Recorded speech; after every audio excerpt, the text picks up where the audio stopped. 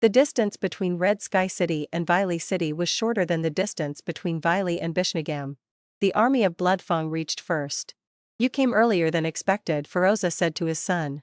Yes, father. Someone had told me to prepare the army beforehand, Mirza said and looked at his son. Everyone understood who that someone was. Did the prince already predict the possible move enemies would make? Yanni asked. There was surprise and admiration in his words. I didn't predict that there will be a coalition army, but I knew that Warborn will bring its entire army once they get the news. Concealing the news of our attack was impossible in the first place. I thought they'll know when we will attack Foam. Bishnagam was a bonus as per my plans, Ezra stated. Really? But, Your Majesty, you said the opposite when we were attacking. Maria spoke. Ezra chuckled. I lied to make you focus on the work. A slight distraction in your mind would have disturbed the outcome. Supernovas were shocked. They didn't know whether they should laugh or worry about their prince's schemes. Father, did you bring the entire army? Asked the prince. Yes. Even more. Many residents and retired soldiers joined the army when they heard about the war. After all, it is our first large war since that time. A war that can change the Bloodfang Kingdom. Ezra nodded and spoke after pondering a bit. I have gifts for martial masters. Mirza questioned. What kind of gifts? Ezra? Armaments replied. Oh. That's surprising. Should we call supernovas in a separate room to bestow upon them the gifts? Feroza suggested. The prince shook his head. Not just supernovas. Every martial master. He corrected. Did I hear that right, grandson? You mean for all 7,000 and something? Yes. The masses became quiet. They couldn't believe what they heard. I'll be in the meeting room. Send all martial masters one by one. With supernovas at last. Father. Grandfather. Come with me. Ezra uttered. The trio entered the room and the martial masters made a long line, with supernovas managing them. Nobody made a ruckus or broke the rhythm. A young man came inside, and Ezra recognized him. He was one of the 3 youths who received a 6th grade spirit. The youth bent his knee. Zulfi Dimitri greets the royal family. Raise your head. Zulfi, Ezra said. He was the one to talk, and the current and former king quietly enjoyed the scene. What type of weapon do you like? Prince asked. The youth looked at Mirza Zephyr and inquired. Your Highness, what kind of sword do you use? I heard that you were once a famous sword master. The king smirked. Haha. I still am. Young man. But it would be best if you choose the weapon of your taste. I always admired you and wanted to learn from you. I will use the sword of your taste. Please do not reject my sincere request. Your Highness. King smiled and said. A long and sharp sword with an acute head. The werewolf prince remained quiet for a while before the bracelet of his glow. And a sword fell. The sword was reddish. An extremely sharp one that shocked even Mirza and Feroza. Right after that moment, a set of complete armor came out as well. These are mine? Zulfi couldn't believe it and asked to confirm if it was true or Prince is pulling a prank on him. Yes, it's yours. Wear them up and send another one on your way out. The prince's words were short and precise. The boy wore it in front of the 3 generations of the royal family, and the air around him changed drastically. Just by wielding them he understood what was given to him. Unparalleled items for his age. The boy nodded in respect and yelled out in joy. I will always remain faithful to Bloodfang. Every single drop of my blood belongs to the royal family. Chill. Young man. We are werewolves. Not vampires. Ezra pulled a joke. But Zulfi's resolution was firm. He bowed and moved towards the outside when he heard the king's voice. Your name J.S. Zulfi, right? Zulfi quickly turned his head. Yes. Your Highness, I will teach you about swordplay after we win this battle. Do your best to survive. You are a crucial individual to our kingdom's future. Hearing the praise from the king of their proud kingdom, Zulfi's fervor raised high. He bowed again and went outside with a happy face. Everyone outside could see his 32 teeth. That's how wide his smile was. That weapon you gave was a special tier. Am I right? Feroza asked. Yes. It was. And you gave it to a subject. Our royal family doesn't have a single special weapon and you gave such priceless to a cultivator. At least give it to supernovas. Before Ezra could speak, Mirza intervened. Two things to say, father. 1. He has a 6th grade spirit just like you and supernovas. He is no less precious than them. And other is, if your grandson is giving such treasures to youngsters, then he must have something in mind for supernovas, and maybe better armaments for the royal family. I believe him more than I believe myself. It is he who made us what we are today. I didn't think of that. No wonder my old friends used to say I have brawls. Not the brain. Haha. Feroza guffawed, and as soon as his laughter stopped, he looked at his son. You suffered a lot, Mirza. This old man couldn't do anything back then. But you managed to overcome it. I am proud to have such a son and grandson. You are a hero to our people. This young man admired you like a savior. You have proved yourself a successful king. I believe, Feroza said to his offspring. On which Ezra uttered, you are no less. Grandfather. Nah. My era is gone. I am a nobody now. He denied it. Another one came in the middle of their chatter. The next to come in was a 6 feet 4 inches tall, bulky youngster. Oh. That's a promising one, Feroza commented. The youth didn't bow and kept looking at canine fists with his mouth agape. I think I remember you. You are that guy who didn't kneel when I came, Feroza said to the man. He was none other than Argus Waska. Grandfather. This man idolizes you and fights with bare hands or gauntlets, Ezra spoke on Argus' side. Huh. Really? It's an honor to see such a young talented one walking on the path of real manhood. You are alive. Argus spoke in disbelief. He took hesitant steps towards Feroza to touch him. The old man was smiling and Mirza was calm. However, black bolts flickered. Behave yourself. Ezra was pissed. Unlike his father and grandfather, he was trained to give priority to his intelligence rather than emotions. What Argus was doing may seem cute to Feroza and Mirza, but it was blasphemy against the imperial family according to the kingdom's law. The other reason why the two men were calm was that they were at the foundation establishment stage. None in the Bloodfang was powerful enough to lay a harmful finger on them. Not even supernovas combined. That's the power differences of stages. Argus came to his senses. He struck his head down to the ground. I am sorry. I am ready to receive the punishment. Don't cross the line next time. Now. Tell me what kind of weapons you like, Ezra said to him in a calm voice. It's gaunt. A set of arm-length gauntlets. Spacious around joints to not hinder movements and a light armor. Strong enough to eat blows and light enough to move freely. With no cloak, Feroza said. Ezra looked at Argus, who nodded. Bracelet bloomed and silver gauntlets came out with armor. The armor was not a set but different pieces merged into one. Ezra ordered and Argus wore it. He bowed and turned to move out. Shit. What the heck I was doing? King. Prince and Sir Canine Fists were there and I did a such stupid thing. I wish I could restart this and talk with Sir Canine Fists. I lost my only chance. Regretful thoughts invaded his mind. Hey. Big boy. Feroza said. Argus flinched. And he pivoted quickly. Yes. Your Majesty. Do you want to learn from me? Argus was bewildered. Huh. No. Your Majesty. What? Feroza was surprised. What? What did I say? The already confused youth became more confused. Be prepared. I will teach you about fistfights after we win this battle. Do your best to survive. You are a crucial individual to our kingdom's future. Yes. Your Majesty. I will do my best. He said and went out. Mirza looked at his father and squinted his eyes. What? Feroza retorted. You copied my words. Father. Mirza replied. When? Just now. The words you said to Argus. That young man asked me to teach him about fistfights, and I said yes. When did I copy your words? You heard him asking too. Right, grandson? Ezra nodded. Yes, grandfather. I heard him loud and clear, begging you to teach him. See? He heard it. And you are my son. You copy me, not vice versa. Yes, Dad. My mistake. I'm sorry. The door opened and a lady came inside.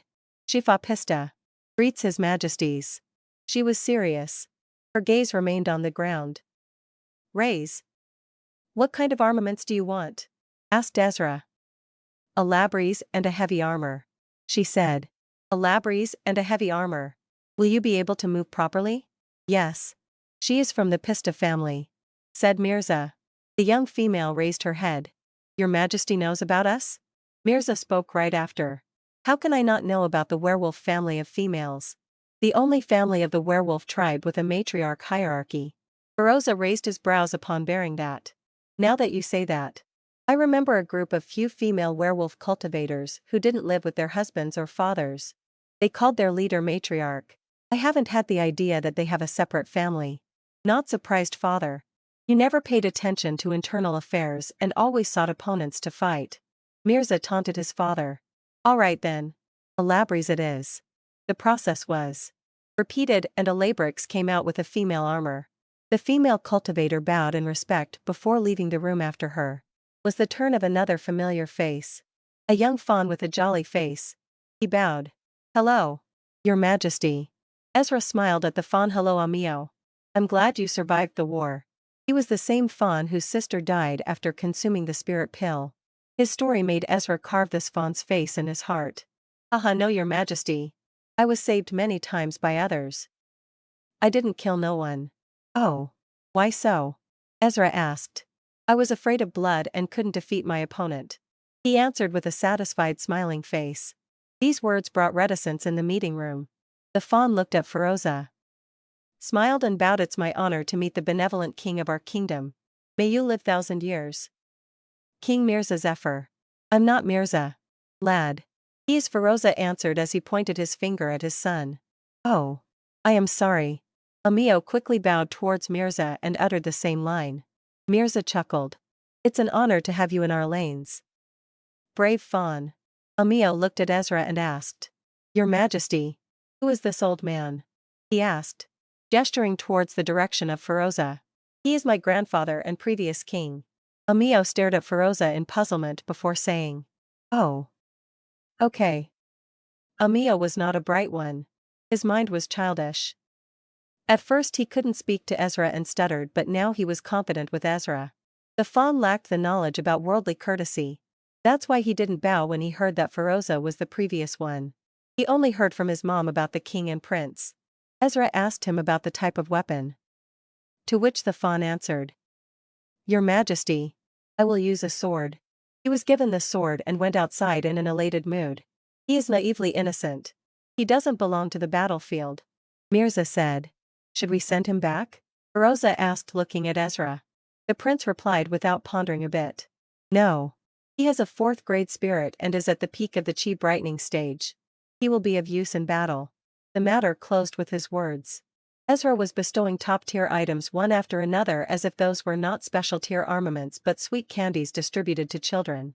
He gave unique tier items to 4th and 3rd grade spirits martial masters with exception of Imperial Guards. They and those with 5th and above received the special tier items. Out of 7,503, 7494 were bestowed with items. One after another cultivators and sorcerers came until the 9 supernovas remained. The 9 were ordered to come together. Supernovas came inside. Each was given a set of special tier armor of their size. Now it was time for their main weapon. Ezra pivoted his eyes and looked at all one by one. Bracelet bloomed and 9 items came outside. They were emitting strange lights. Legendary tier. Feroza spouted. Everyone's eyes glimmered. The legendary tier of weapons can change the course of battle. They possess a strange power and are pioneers of other weapons. There are only 7 armamenters in the Zacher continent alive who managed to craft a legendary item, and every legendary item has its unique name. Ezra gestured to his father. The king. Later understanding the hidden message, he stood and came forward. Ezra wanted the king to personally bestow the gifts upon supernovas. Mirza picked the first weapon. He held a long sword on fingers of his hands. The sword was normal in design, but the consistent bluish light poured a unique charisma on it. Supernova Rock Whitefang. Come forward. Rocky flinched. He was bewildered by the sword. He regained his senses and quickly bent his knee as he raised his hands, opening his palms. This sword's name is Sky Ordnance. From now on till death, this sword will be owned by you, and after your death, your descendants will inherit it. Ezra said, and Mirza rested the sword on the palms of Rock Whitefang. Hi. Rock Whitefang. Am taking the oath that I will always use this sword for the cause and protection of Bloodfang Kingdom, and my children and their children will do so as well. With that oath, Rocky received his gift. An unbelievable item of legendary tier. The turn of others came. And one by one, every supernova obtained the item. Following the same procedure. Yanni Gale Arms had dual straight swords. Sharp and mysterious. The name of his dual swords was Faint. Kinzivar received a great sword. A gigantic thick sword. It had a rusty cast on it. The legendary greatsword was called World Breaker. Axa Milani was honored with a spear. A rock-made spear that had vines on it. Bayonet of Terrain was its name. Hubdar Sharpclaw was given gauntlets. They had blades, placed instead of nails. For someone from the Sharpclaw family, the purple gauntlets were weapons of dreams. Their name was Fatality Pair. Helson Ironskin was gifted with a glaive. A weapon with strange colorful runes all around it. Paradise was the name of that glaive. A distasteful name for a legendary item. Momond O'Croffy was good at piercing and slicing. The legendary armament for him was a halberd. With a black-colored darkness-emitting blade. With the name Ancient Knight. Maria Coldbone was given a pair of daggers. She was versatile and always used daggers. The daggers were curvy and whitish blue. It had a chilling effect. Their moniker was Moon Daggers. Last but not least, Bilal Coldbone. The only martial sorcerer of 9 supernovas. He received a staff that was named Wizard's Vanity. A wooden staff with a strange big pearl on top. It had an ancientness inside. The power of mana overflowed when Bilal held it in his hands. The Werewolf Prince was aware of the characteristics and main armaments of supernovas. He knew what item was right for which. The future generals of Bloodfang Kingdom were overjoyed. They kept gazing over their gifts. You all may wait outside now. Keep an eye on the sides. We will be coming out soon. Ezra said to the supernovas. We will wait outside. Your Majesties. Supernovas bowed and left. Now the 3 generations of the Zephyr family remained in the room. What do you have for us, grandson? This old man is running out of patience. Feroza said he was anticipated. Ezra grinned. Here you go, grandfather. A set of sleeveless black clothes floated in midair. Darkness exuded from it. The set had a sinister ambience around it. Feroza hesitated when he looked at it. This one is different. Yes. It is. Grandfather. This one is superior and will choose its master. Ezra replied. Haha. That's interesting. Feroza stepped forward and touched it. The darkness engulfed him. His eyes couldn't see. It was quiet and dark. Until he heard voices. He. Look at this old man. This weak man wanted to become our master? How dare this decaying bastard touched us? Different voices came from different directions. And Feroza's heart pulsed. Not in fear but from excitement. He unleashed his chi. A white flaming chi. Blinding and destroying the darkness in every corner. New. Stoop. We surrendered. It's hot. The darkness started to move and tightened around Feroza's body. It formed the shape of full armor. Not even one hair of Feroza was visible. His size increased from 6 feet 6 inches to 7 feet 1 inch. The armor changed its color to gray. And soon after, it changed its appearance again and became the same set of clothes it was before. But this time, Feroza was wearing it. I am very satisfied, grandson. This is the ultimate armament one can have. I knew you can control it. Otherwise, I would have never given it to you. It has the power to kill and devour the contender if his will is weak. Ezra said with an evil grin. You gave it to me despite knowing that I can die? Feroza spoke in astonishment. I gave it to you knowing that you'll survive. Ezra answered. Do you know its name? Only the chosen can know its name. War-blooded body is its name, said Feroza. He touched the black clothes on his chest and continued.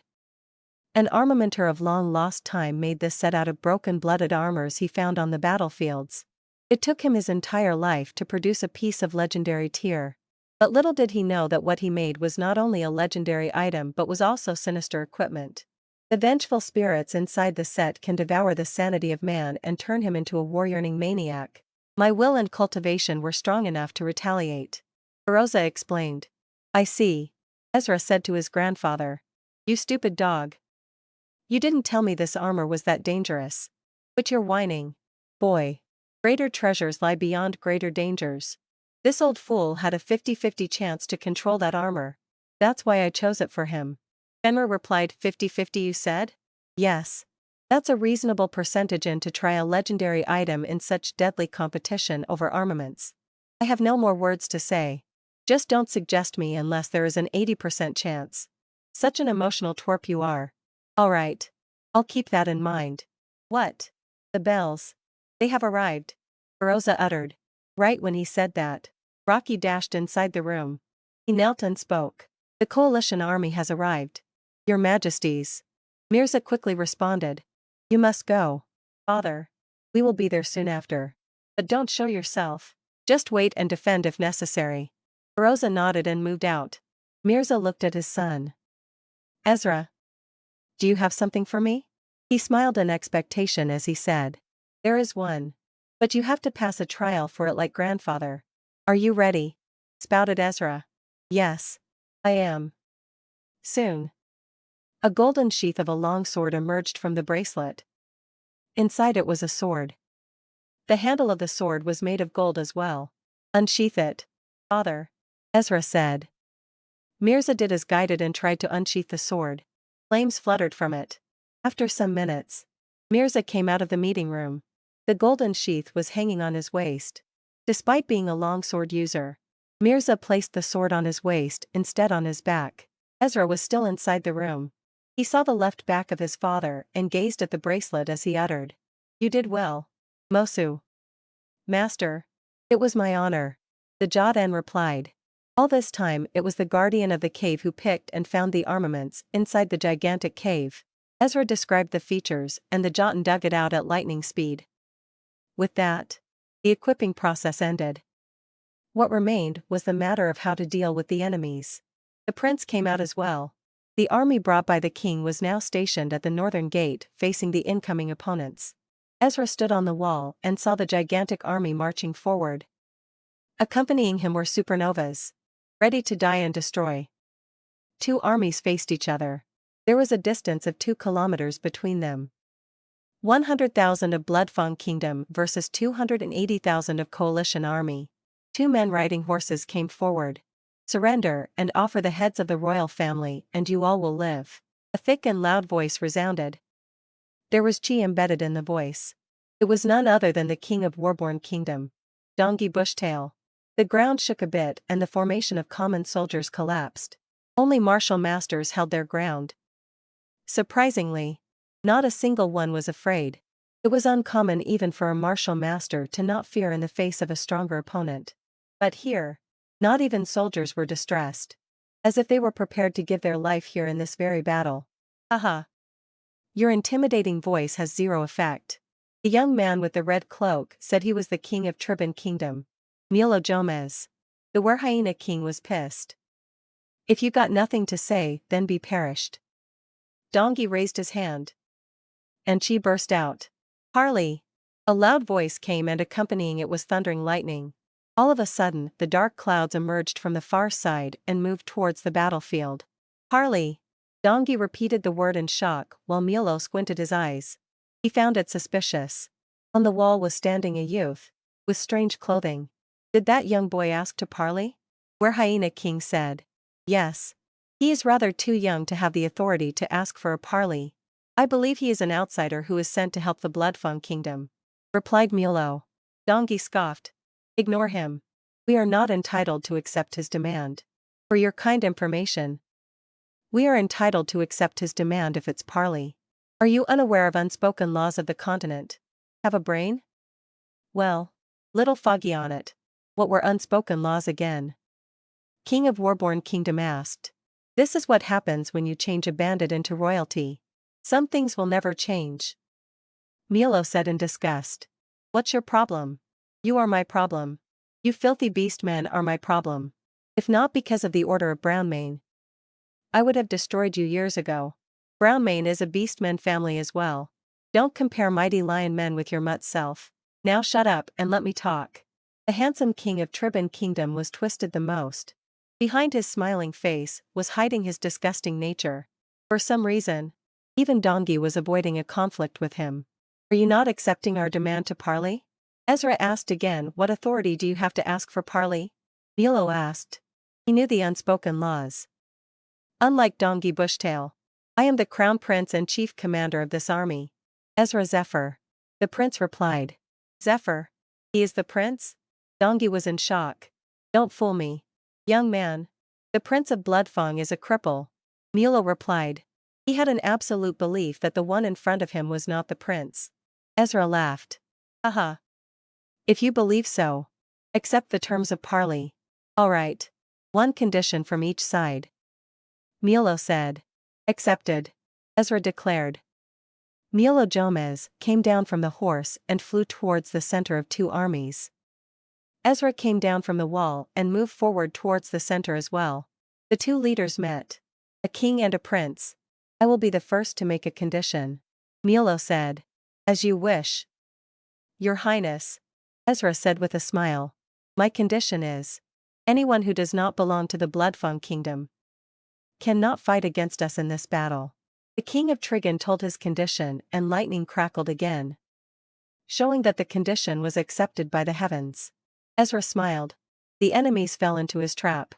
My condition is to only allow those who are at above 8 gates opening stage and below spiritual transformation stage. Ezra said, and the lightning crackled once again, indicating that both of the conditions have been met. The eyes of Milo widened. What kind of suicidal condition is that? According to the king of Trigon Kingdom. Without outside support. Bloodfang is as weak as an ant. Who are you? Milo asked. Ezra looked at him with a side eye and replied, I have answered that question. I believe. That was a lie. No. It wasn't. My red eyes are proof. Milo flinched. And for the first time in years, the human sorcerer felt uneasiness. The red eyes indeed are the sign of royal blood.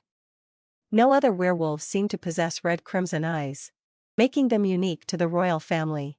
What happened to this cripple? Milo pondered. This was not mentioned in the information we had gathered? According to unspoken laws, Milo couldn't kill Ezra at that place. So, both went towards their respective areas. Ezra called the army back inside the city. All 100,000 common troops entered the city. With Ezra's condition, only martial masters of the Chi establishment stage to the nascent soul stage can enter the battle. Milo Gomez told the conditions to officers of the coalition army. While Ezra was hidden inside the city, the 280,000 retreated as well, and around 4,000 of them remained, out of which 3,200 were at the Chi brightening stage. Others were at higher stages. Ezra jumped outside and was followed by the 7,503 martial masters. The number of martial masters inside the city baffled the coalition army.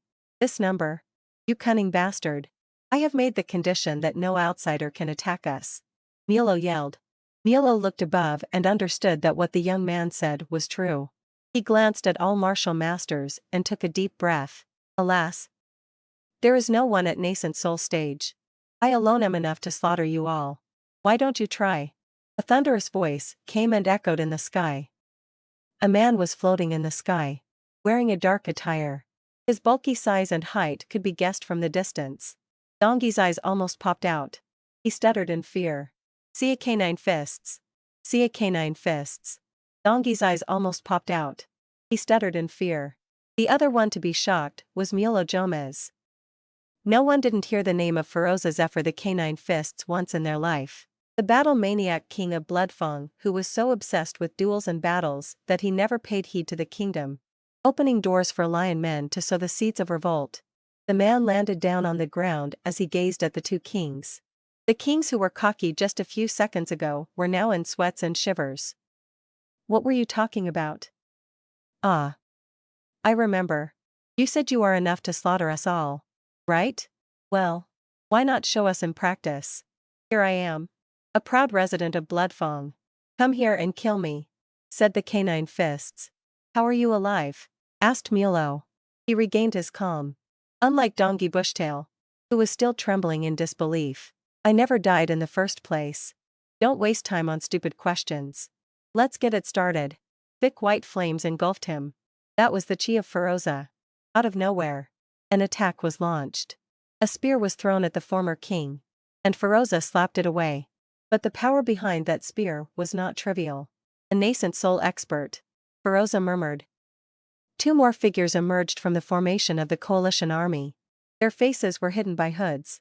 There was a macho being and a slender figure. Milo jumped towards them and Dongi followed him. Feroza glanced at them. And slowly his feet left the land and floated until he could stand on equal height as them.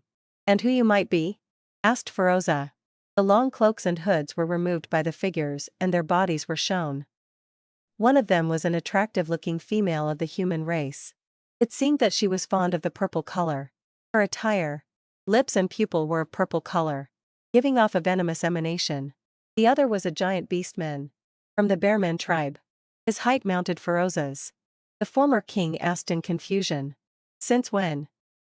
Bearmen became lionmen's lapdogs? I am not a lapdog but an independent cultivator, affiliated with Brownmane Empire. The same goes for her.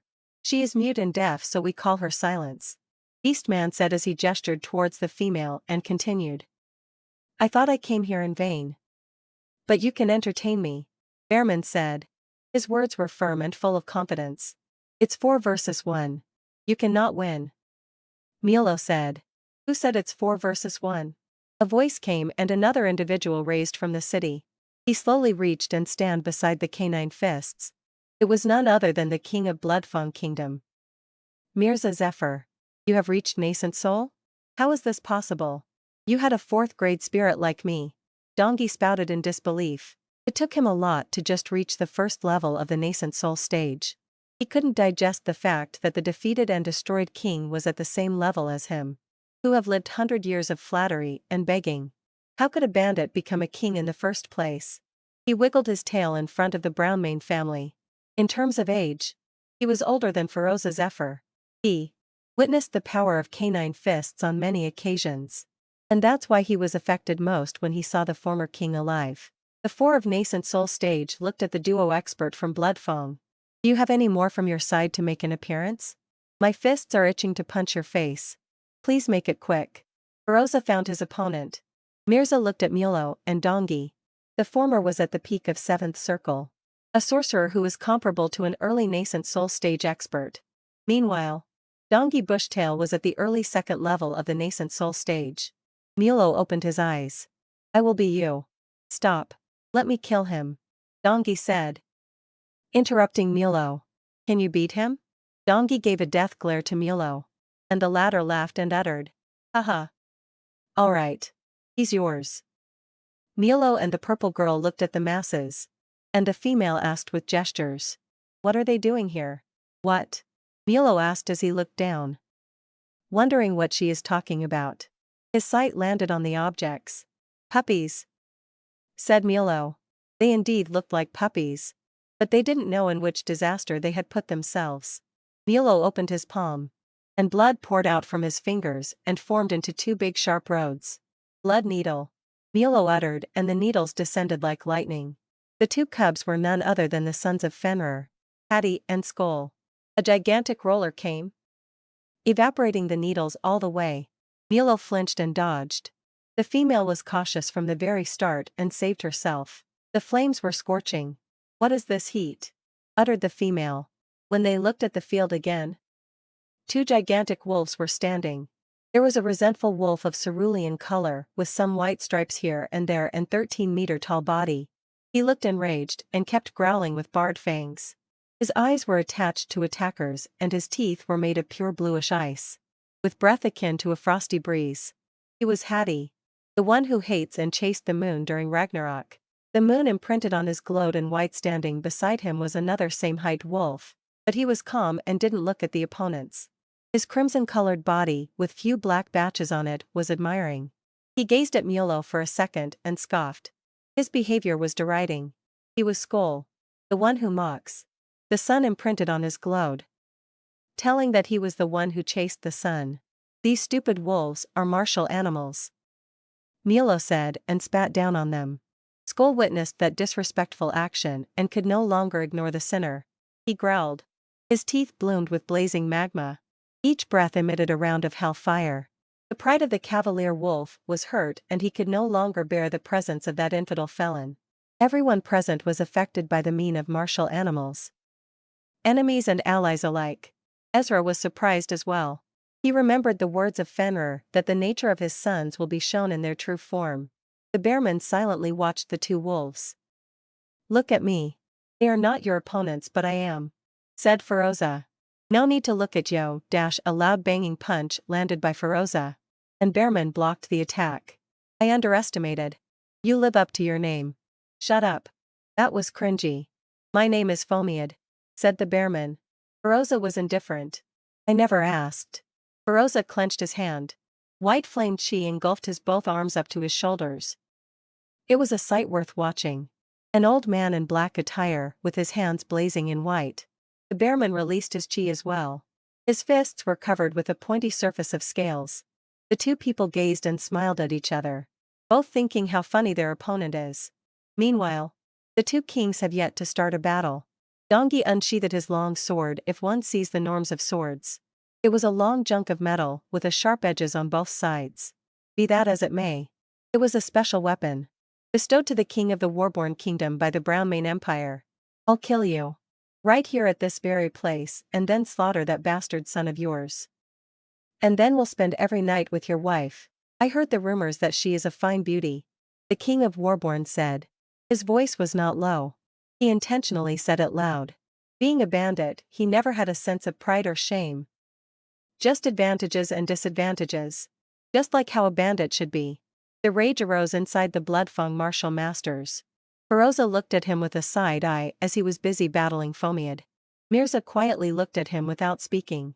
He touched the scar on his face and gritted. Meanwhile, blood was shot into Ezra's eyes and he uttered in absolute wrath. "Skull. Hattie.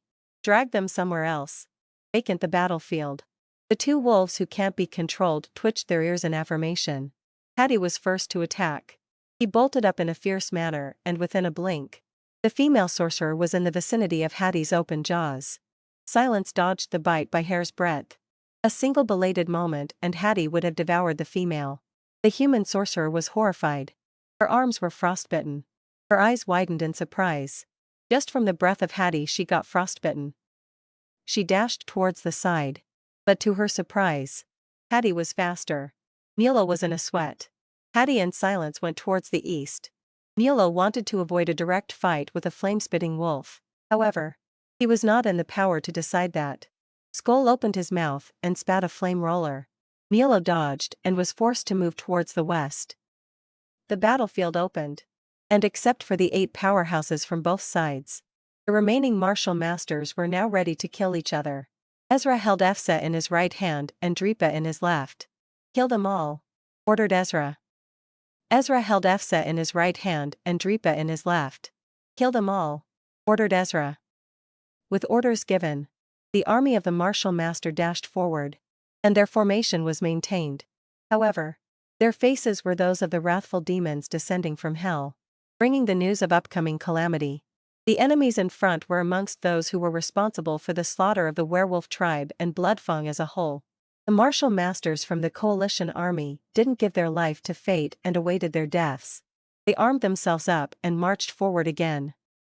They were led by 10 martial masters, 4 foundation establishment stage cultivators and 6 fifth-circled sorcerers.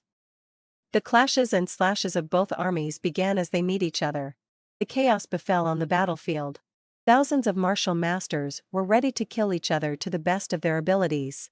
Bloodfang had the majority of cultivators and the coalition army had superiority in sorcerers. Meanwhile, the gigantic armies of common men gazed from distance with their mouth agape. As per Ezra's condition in the parley, no common man was allowed to fight. Out of around 400,000 combined armies, only 10,000 were fighting each other. Be that as it may, they were the strongest of strongest from both sides. Each death in that battle had the influence to change the tide of war. Supernovas targeted the leading figures of enemies and understood that they must be killed before anything else. Each supernova locked an enemy of the foundation establishment stage and as soon as the gap diminished, their blows collided. Ezra was enraged. He heard the vulgar words of Dongi Bushtail loud and clear. "Boy, don't lose your focus." The voice of Fenrir came inside his head. Ezra was not affected in the least. "Shut up, Fenrir. I'm not in the mood." Fenrir hummed and halted himself from further speaking. Ezra knew that he can kill anyone in the chi brightening stage, even if their level is higher. However, he also knew the fact that a difference in level is one thing and a difference in a stage is another. He currently cannot kill anyone who is at the core formation stage. A middle-aged man came forward, holding an axe in each hand. He was at the chi establishment stage.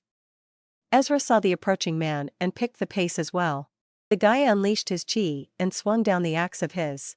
Ezra flickered his left hand with a dull thick sound. The axe attack was successfully blocked by the hook. The hook named Dripa had two unique features in it. One was the venom that is supposed to be incurable in the lower realm, and the second was the sharp thorny minuscule blade. They were there to stick into any object that dares to clash with Dripa. The axe was stuck inside the curve of the purple hook. The attacker tried to pull its axe but failed because Ezra was there to make sure he doesn't get away. He was continuously using his wrist to cancel the axe's move for freedom. Ezra tilted his wrist and the hook in it followed. The man who was tightening his grip on the axe got his arm twisted. Shit. He spouted and closed his eyes in pain. Right after he realized where he was. And as he opened his eyes again, a bluish hue bloomed. A sharp whistling sound was created by the precise swing, and the head of the mid-aged man flew in the air, followed by the spring of blood. And the severed head hit the ground. At the third thud, the head stopped. Eyes opened, face twisted, and a body without a head. That's how the first opponent who faced Ezra died. Ezra didn't stop there and kept moving to find his next prey. He needed live enemies to vent his anger. He knocked the short sword away. Ezra moved his fingers. Efsa made an irregular move in midair and cut the offender in half. I am not a bastard, but the only legitimate prince of this mainland, he said. How did you dodge my attack? You are at the chi brightening stage and I am a core formation expert. Wait. Your dress. A gigantic hammer landed on her head, forcefully shoving her head to where her chest was. For an instant, she looked like a headless three-titted lady, until the blood oozed out and she fell on the ground. The one who attacked her looked at Ezra and asked respectfully, Your Majesty, are you okay? An imperial guard he was. A large explosion and the burnt body of Bloodfang Kingdom's martial master fell near Ezra. Ezra gandered at the one who attacked. A black war hyena. He landed in full armor. And Ezra's eyes widened. He was someone that Ezra couldn't see through. A powerful opponent. He was one of the 10 Foundation establishment stage. A man with black skin, are you the prince? Ezra gulped and quickly called his trump card. Come. My soldier. Ezra uttered, and the pentagon was formed vertically beside Ezra. And out of which a beast emerged. It was none other than the mad Titan bear. But the current one was completely different from the one they left to devour the bodies. The current one was 2.7 meters tall and his skin turned dark blue. Instead of bulging veins, there were greenish glowing patterns all around his body. Did he go through an evolution? Ezra asked Fenrir. Yes. 500 martial masters were more than a precious meal for a martial animal. He was a week old, so he evolved into a different new form. He is much more powerful now. A second-tier martial animal. The wolf replied. This bear looked like a mad Titan bear. The man said it was common to share chatter before duels. No one knows who will die in battle. So martial masters liked to talk few words before stepping into a deathly battle. It was a mad Titan bear. But not anymore. The prince answered. Then what type of martial animal is this? He is mad god bear. Ezra named the new species of his first undead and gave him the very first order, kill him. Caver, a powerful roaring battle cry, and Caver stood on his both legs, facing the man of the Foundation establishment stage. Keep your voice low, the man said as he landed a solid punch on the abdomen of Mad God Bear. Caver flew many meters away. Man didn't even look at Caver to check and turned towards Ezra. Your pet died. Now it's your turn. Caver cried, much louder than before, startling the rest of the fighters. Those from Bloodfang get the idea about the bear, while the coalition army was confused about what that cry was about. They were shocked to see Skull and Hattie, another such martial animal, and they would have surrendered. Not dead yet? Very well. He picked up the spear tied to his back and dashed towards the bear. Caver protruded his claws like he would tear the man apart. Spear met the claws, and the latter was defeated. The spear penetrated Kavar's hand, and with the additional power of chi, Kavar's arm was ripped off by the black man. Kavar saw the bashed, bloodied limb of his, allowing his rage to grow. The rage is the very source of his outstanding power. Kavar cried out and swung his other claw. The defender parried the attack and thrust his spear into the heart of the bear. Kavar fell to the ground lifelessly. This time, the man looked at the dead bear for a few seconds before moving away. He looked at Ezra. Now it's died for sure. So are you? The Prindash. A resounding growling roar emerged from the dead body, and the expert of the coalition army looked at Kavar. The dead bear revived. His severe limbs regenerated and the hole in his chest filled as well. Pentagon on his forehead glimmered in black lightning. Kavar was uninjured and stood firmly exactly as he did before, except for the fact that he was much angrier. The spell Fenrir's Blessing has curative magic in the Pentagon formula as well. That's how Ezra healed Kavar. Each regeneration costs soul power. But it's worth it. Mirza was looking at the battle and smiled. The below battle's flow was in the favor of Bloodfang. His eyes changed direction and landed on Dongi. My son has told me to keep you alive, but I think I'm unable to do so, Mirza said as he unsheathed the golden-hilted sword. My son has told me to keep you alive, but I think I'm unable to do so, Mirza said as he unsheathed the golden-hilted sword. The blazing fire emerged as the sword was unsheathed. Dongi's eyes stuck to the inferno-emitting sword. The sword was out in the air. It glimmered like magma, and the surrounding of the sword had a wobbly cast. The fire slowly climbed from the golden handle to the hand of the king and slowly made its way forward. The area where the fire came, a strange scorching armor formed. It glowed in magma, just like the sword. Soon, the fire engulfed the king, and as it vanished, the king was in complete armor, a blazing substance. It looked like an armor made of tempered melted iron. Mirza's eyes were the only body visible. The tightly fitted armor gave out the image of Mirza's muscles.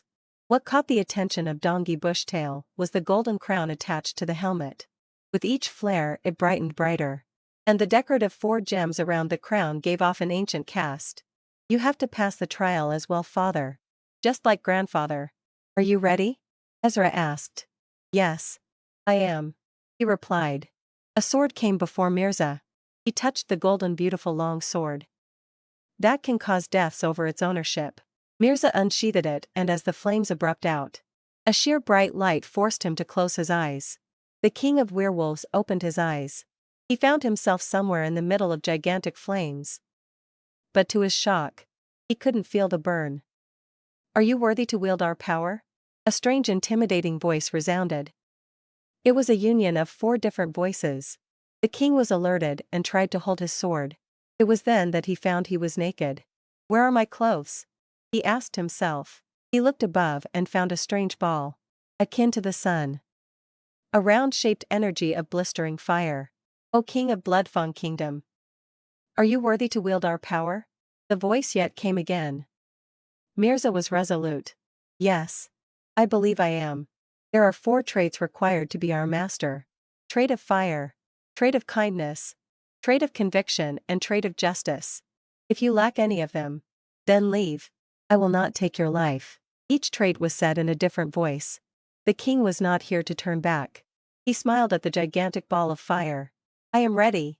If we examine and you lack any, your soul will be burnt into nothingness. Give it a ponder. You have a son waiting for you and a kingdom. The voice gave another warning. The firm Mirza didn't pay any thought and replied. Examine me. As you wish. We warned you. A sword emerged right after the voice ended. It was the same golden sword but unsheathed. Beautiful and blazing. Place your hand on the hilt. Ezra heard and did without any hesitation. A crown of fire emerged that had 4 slots of gems on 4 sides. But the gems were missing. Trait of fire. Found. The voice resounded and a red gem came into being in front of the crown. Trait of kindness. Found. Another gem was formed. On the left slot of the crown. One with green color. Trait of conviction. Found. Third gem was a purple one attached to the back. Trait of justice. Found. The last and only slot that remained empty was filled with a blue gem. You are worthy to wield us. Our name is Pearls of King. O mighty king. It is an honor to be your crown. After aimlessly remaining in the void for thousands of centuries, we accept you as our true and only master. Mirza flinched at what he heard. Thousands of centuries? You are an ancient artifact? Yes, master. But your traits can be found in many. To be very bold, I'll say these were not so uncommon. Mirza said. Master is wrong. It is not a simple trait that we sought. The resounding voices answered. Then what was it? You said you seek 4 traits as a requirement. When we said trait, it was not simple. The simplest trait was the fire. For the trait of justice, we sought whether you ever did injustice to anyone. Your wife, your son, your subjects or other living things in the vicinity of your power. In trait of kindness, we sought your behavior toward those who had lesser power and weak selves. Have you ever hurt an innocent soul? We inquired. As for the trait of conviction, we sought a sheer belief in goal that cannot be flinched by any troubles of the future or nightmares of the past. We see every moment of your life from birth till now. Excluding the age of naivety, you stood to our requirements. Mirza's eyes widened. A king can unintentionally give a wrong decree. A man can hurt an innocent soul without being known that the other is hurt. The strongest convictions can be torn in dire life and death situations. These requirements were absurd. He pondered. Mirza smiled forcefully and asked, what would have been the outcome if I had made a wrong judgment due to lack of evidence or had accidentally hurt an innocent subject? The master's soul would have burnt here and the body outside this separate space would have fallen breathless at the same time. A union of voices gave the answer. A droplet of sweat ran down from Mirza's temples and hid in his beard. He sighed. Twice. Well, I'm worth it now. Indeed, master. This separate space shall be cancelled now. Mirza opened his eyes and found Ezra looking at him in astonishment. What happened? My son? Ezra giggled. Haha.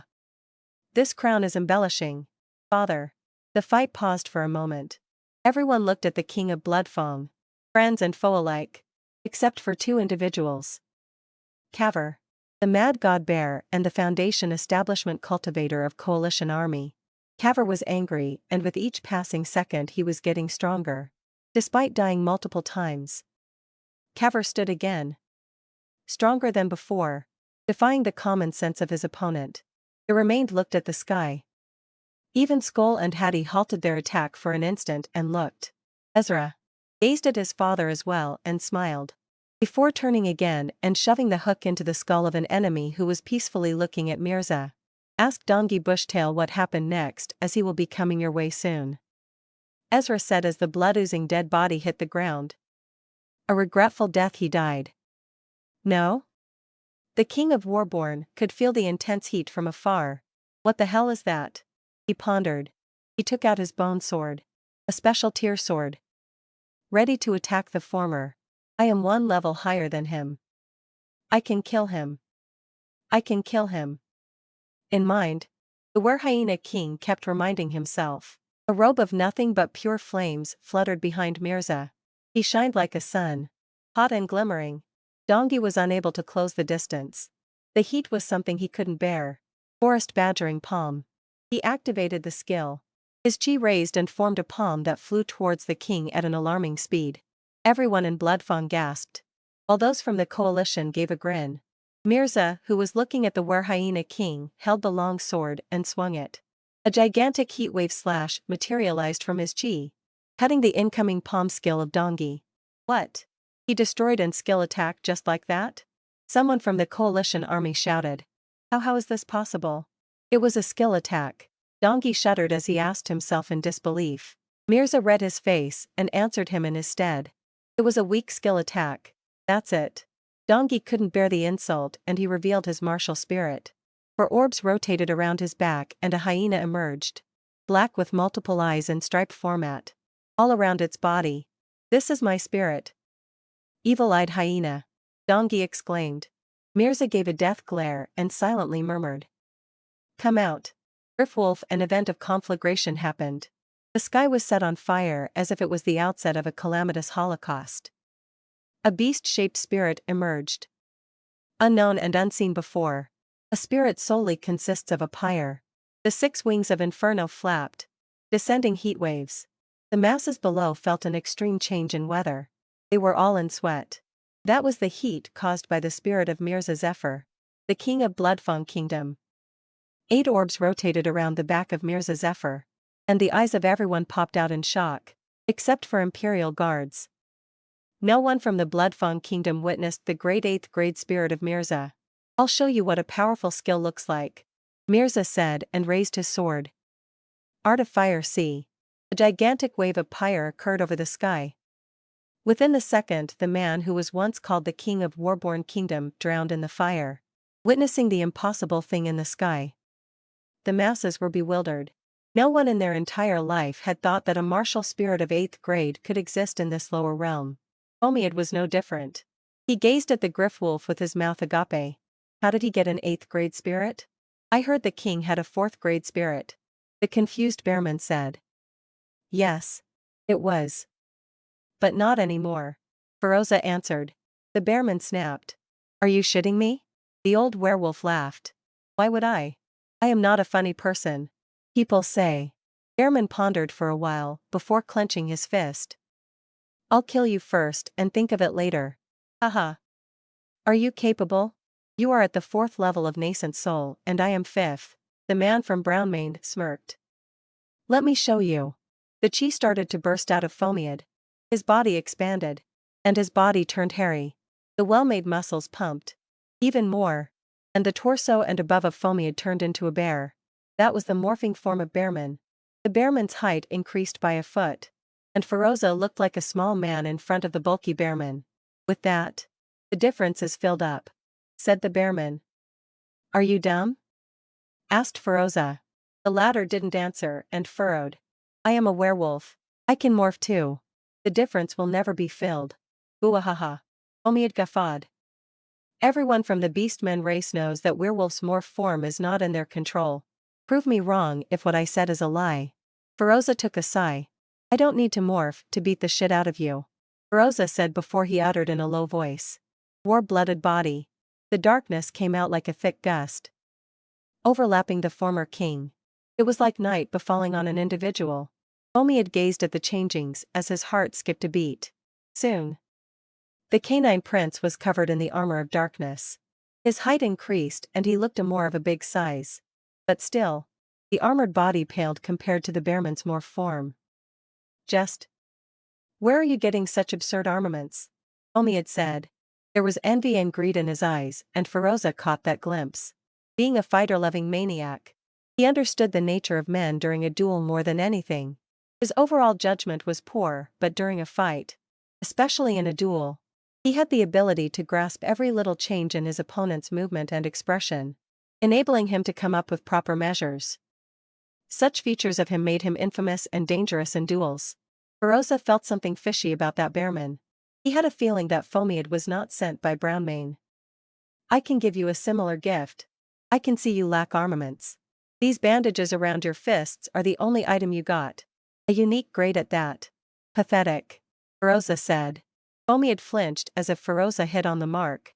And he continued. Join us. Be the subject of Bloodfang and you shall live a life worth living.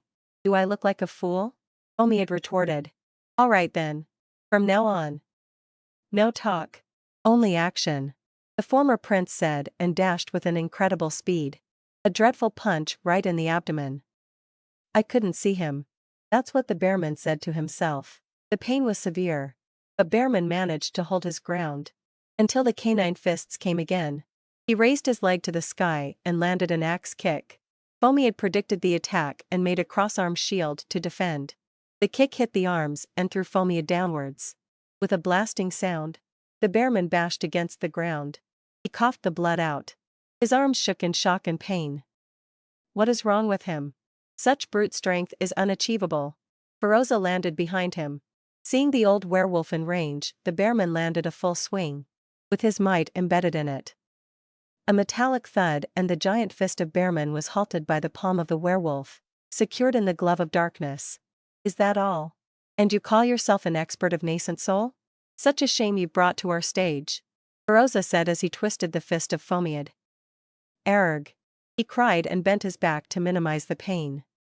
The twist increased and the bearman was forced to hit his knees on the ground. Feroza raised his leg. and the foot glanced at the vast sky, boasting that its stomp will end a life. Omi had looked at the upcoming axe kick with a side eye. He is on the ground thanks to that very kick. This was now or never for Bearman. Ah!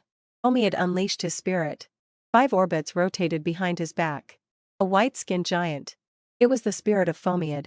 Feroza was surprised. A Bearman with the spirit of a titan? That's new. Omi had quietly glanced at canine fists before speaking. I'm not from Brownmane. Feroza asked as he twitched his eyes. What did you say? I am a mercenary. Milo Jomez. Tribun's king is my current employer, answered Fomiad. Well, it's too late. Your countdown started the moment you joined their ranks. Then what if I join yours now? You gave me a tempting offer earlier. I am a beastman as well. And I also have a 5th grade spirit and a high stage of cultivation. I can be of us dash with a straight punch right in the face. Fomiad flew like a pebble. I'll decide that once I beat your cocky arse to my heart's content. Said Feroza. This battle had a lot of attention as well. After the demise of Dongi Bushtail, the were-hyenas and other beastmen of Warborn Kingdom lost hope. They quietly gazed at the next giant battle, consisting of the old king of Bloodfang versus the 8 of Brownmane. The outcome was already visible. The battle was decided at the moment when 4 of the coalition army's nascent soul experts were mired in fights. The number of martial masters from Bloodfang was higher, almost twice that coalition army, with much better armaments as well. The only advantage martial masters of the coalition army had was their experience. The mass number from Bloodfang was young and inexperienced. But with the lead of Imperial Guards, supernovas, and not to mention, and the Prince, their morale was high enough to crush the experienced cultivators and sorcerers with sheer power. The reinforcement from Brownmane is defeated. Should we surrender? The voice started to whisper to each other. And to put the final nail in the coffin, Axamalin raised her spear. Surrender now. You all will be treated equally in our kingdom. It was always you who betrayed. Bloodfang never betrayed its residents. Her voice resounded to the entirety of the battleground. She used chi in her voice to expand the reach. If you don't, then your fate will resemble the fate of your leader. A fate to become the decoration of my spear. The masses looked at the spear. The head of the spear penetrated the head of a human. One of the Foundation establishment experts of the coalition army died at the hands of Axamalani. At the same time, another voice came. Your fate will be decided by your decision. It was Bilal Coldbone. He held a head in his hand. He kicked the head down, and it rolled multiple times, hitting the ground again and again until it finally stopped. A female recognized the cleanly cut head unit. Unit leader Moskov. He is dead. She yelled. The warriors of the coalition army pondered what to do until Mirza made his appearance. Stop this meaningless struggle. You all were meant to be the residents of Bloodfang. I, as the king of Bloodfang Kingdom, giving you the word that there will be peace, prosperity and equality if you surrender in time. A loud man cried from the ranks. Don't be deceived. He'll kill us all if we surrender. We will become slaves and our women will be prostitutes. Keep fighting. King Mirza was slightly shocked. He didn't expect such a thing to be said against him of all. He silently looked at the man who said it. Be that as it may, Ezra was wise enough to jump out and speak. Whoever said that is the stupidest person on this continent. Your death will speed up the process of shoving your wives and daughters into prostitution. However, your life can change that course. The martial masters who defeated you are all youngsters under the age of 20. They are sons and daughters of those who were killed by you and your fathers. We seek vengeance against those who tormented and betrayed us. We have no grudge against the populace. If you surrender and repent, you will be forgiven. Otherwise, your blood will embellish our swords and spears. Ezra raised his hand and pointed his finger towards his father, the king of Bloodfang Kingdom. Look above. The king is here. His Majesty's single skill that you all witnessed earlier is enough to eliminate every one of you. None of you will be able to avoid death if you keep fighting. Ponder it wisely, said Ezra. The martial masters of the coalition army were in turmoil. Whether to keep fighting and die or to surrender and live, pride or life, they were in a battle to choose a side. But before long the majority showed their decisions. Can you take an oath that you will not violate the prisoners of war? Someone asked. Yes. I take the oath that, except for the imperial families of both kingdoms, everyone else will be spared and treated as citizens. One after another, the weapons fell to the ground. One after another, the noise of a myriad of weapons hitting the ground raised. I surrender. Me too, it's already decided. At least, I can live for my family by surrendering.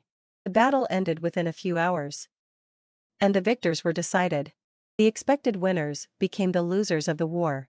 Dongi was burned to death, while Milo was chased by Skull to somewhere far from the reach of eyes. The same goes for Silence and Hattie. Fomiad was beaten into a pulp by Feroza, but was not killed.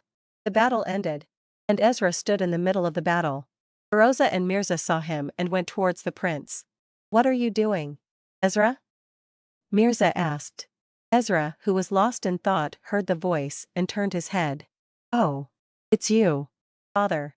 Well, I'm doing something to make myself stronger, can we stay and see?" King asked. "No, father. You must stay out of the formation." "Which formation?" "I can't see one," Feroza said as he looked around to check. "I haven't made it yet, grandfather," Ezra said with a smile. Ezra raised his hand and a formation started to develop. The area covered was large. Feroza and Mirza quickly flew away and made some distance.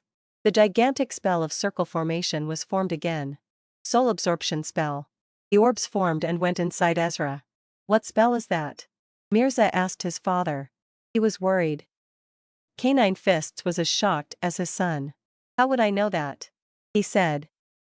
A torrent of power emerged inside the prince, and the black flashes of lightning of chaos flickered everywhere. "Did I absorb more than I can handle?" he asked Fenrir. "Don't lose control of your conscience. If you faint, you'll explode," the wolf answered. "Arg!" Prince cried. His veins were bursting with overflow. The others were seeing the trouble and pain of the prince. His body released a warning amount of power. Those who were with Ezra in Foam City were excited, but for those who were not, it was a situation of high alert. "Ezra! Ezra! I am coming!" Mirza yelled and tried to dash, but was stopped by Feroza. "Father, let me go. My Ezra." "Shut up, foolish son. Let him be. He knows what he is doing. We will only make things worse if we disturb." "No." Ezra yelled and a wave occurred. He made a breakthrough? There was more to come from the prince. "What?" "He break through 3 times consecutively," Feroza yelled. Mirza's eyes widened in disbelief. He didn't know what to say anymore. Ezra gazed at his hands and the surging power inside his body.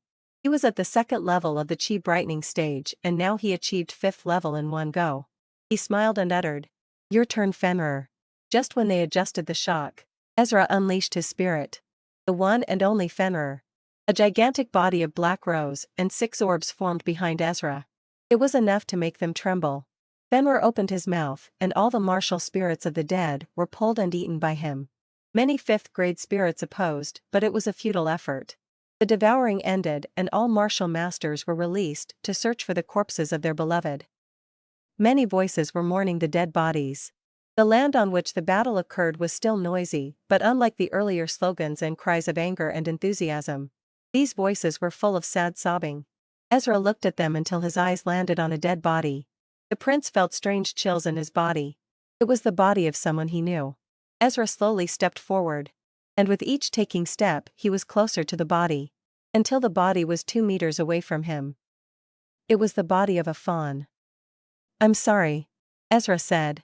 His heartbeat raised in emotion. Fenrir spoke. "Boy. You know what I want to say." "Yes, Fenrir." He answered. Mirza came as well. "This boy." He recognized. Amio Tegans was his name. Ezra said. "I told you. He didn't belong to the battlefield. I made a wrong judgment. Father. I'm still incompetent. Incompetent? This is the biggest achievement we have ever get in history. One cannot save all. Some things are bound to happen no matter what, and death in battle is one of them." Ezra didn't answer. He bent down and picked up the body of the young fawn. "I'll meet your mother. Amio. You died a death of a martyr." Both sides faced casualties. Bloodfang lost a few hundred martial masters, and all were very young, while the coalition army lost over 2,000 martial masters. Once they collected, the bodies of all those from the coalition army were tied and brought to the capital of Bloodfang Kingdom, the Red Sky City. On their way back to their hometown, the two wolves arrived as well. They spread their sight on masses until Ezra was found. They transformed into their puppy form and ran towards him. Ezra was familiar with them, and he understood that they devoured their opponents and all the surrounding martial animals before coming here. Meanwhile, the supernovas and Imperial guards were given an important task.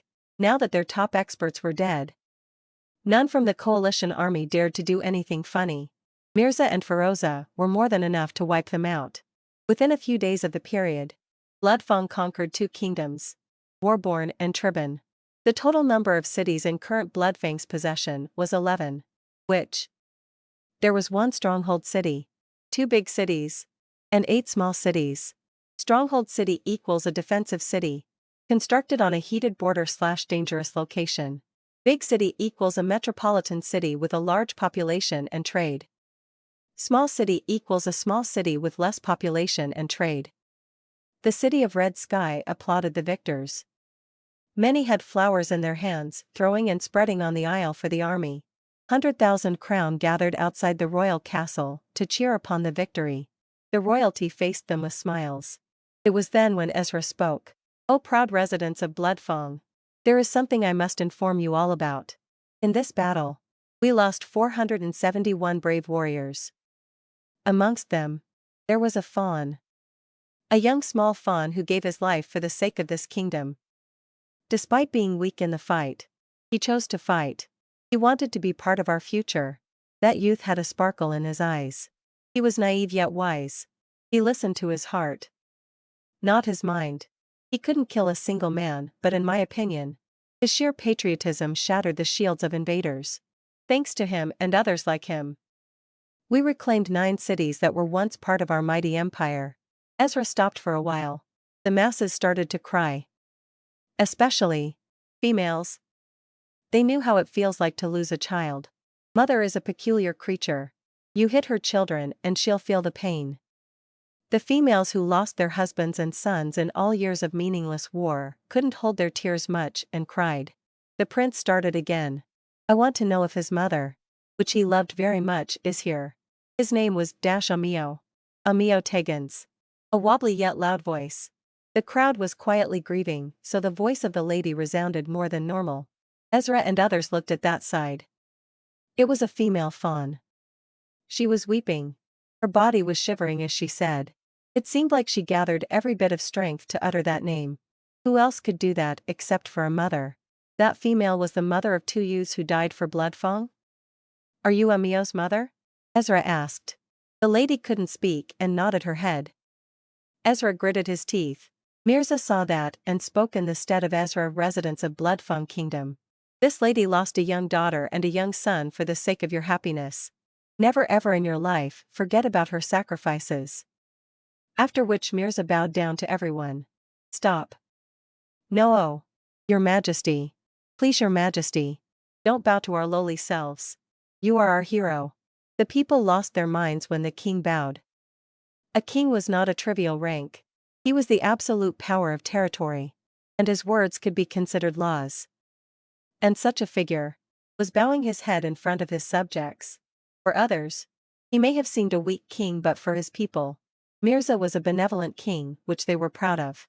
After giving the coffins of martyrs to their families, the kingdom celebrated for a whole night and almost everyone drank till they collapsed. A servant ran towards the royal palace. Panting in sweat, he reached.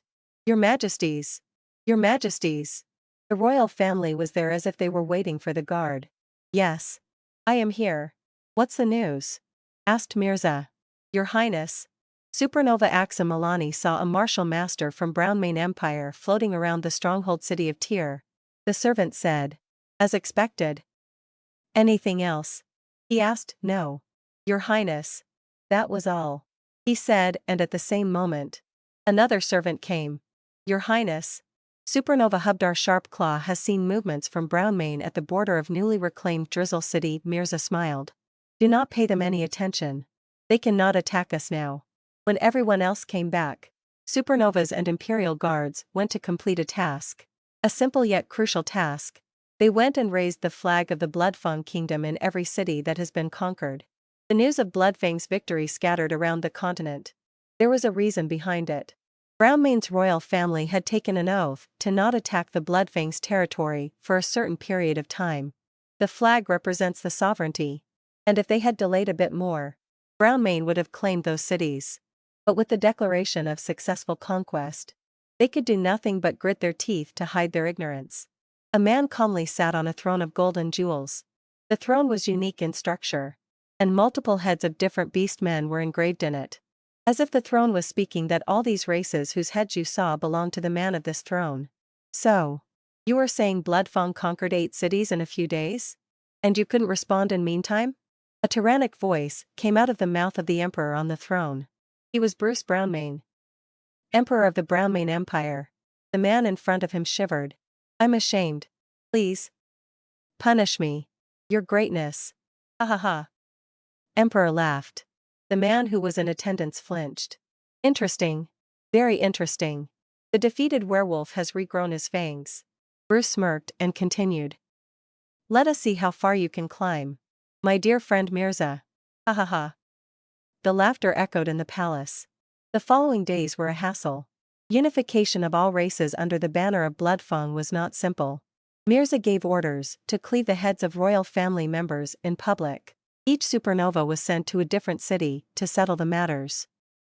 And then, with the help of surviving members of the coalition army, Mirza was able to calm the population by a large margin. No one was humiliated, nor their properties were confiscated. A positive attitude started to build in the hearts of people.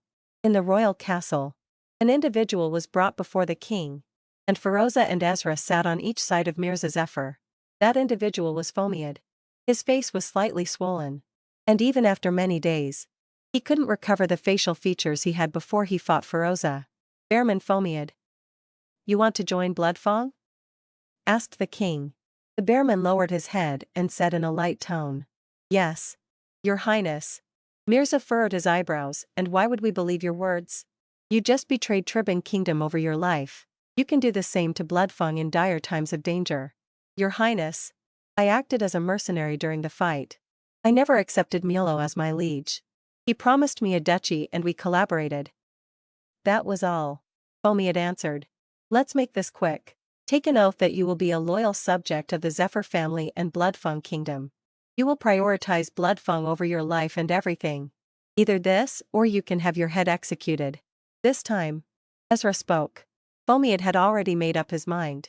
I, Fomiad, the bastard of the Bearman tribe, take the oath that I shall remain a loyal subject of the Bloodfang Kingdom and its royal family. Their longevity will be the sole cause of my life. The thunderclaps showed that the oath was genuine and accepted. An oath is a big matter. It is approved by an unknown force of nature, present to balance the equilibrium. If anyone breaks an oath, he or she will be struck by heavenly bolts until they die. Very well. You are now an important asset of our kingdom, Mirza declared, and Feroza smiled. Fomiad bowed and said, Thank you, Your Highness. You said, you are a bastard? How come Beastman became a bastard? Asked curious Ezra. Fomiad looked at the youth with defeated eyes. I was born and raised in the Empire of Elves. Elfpatria.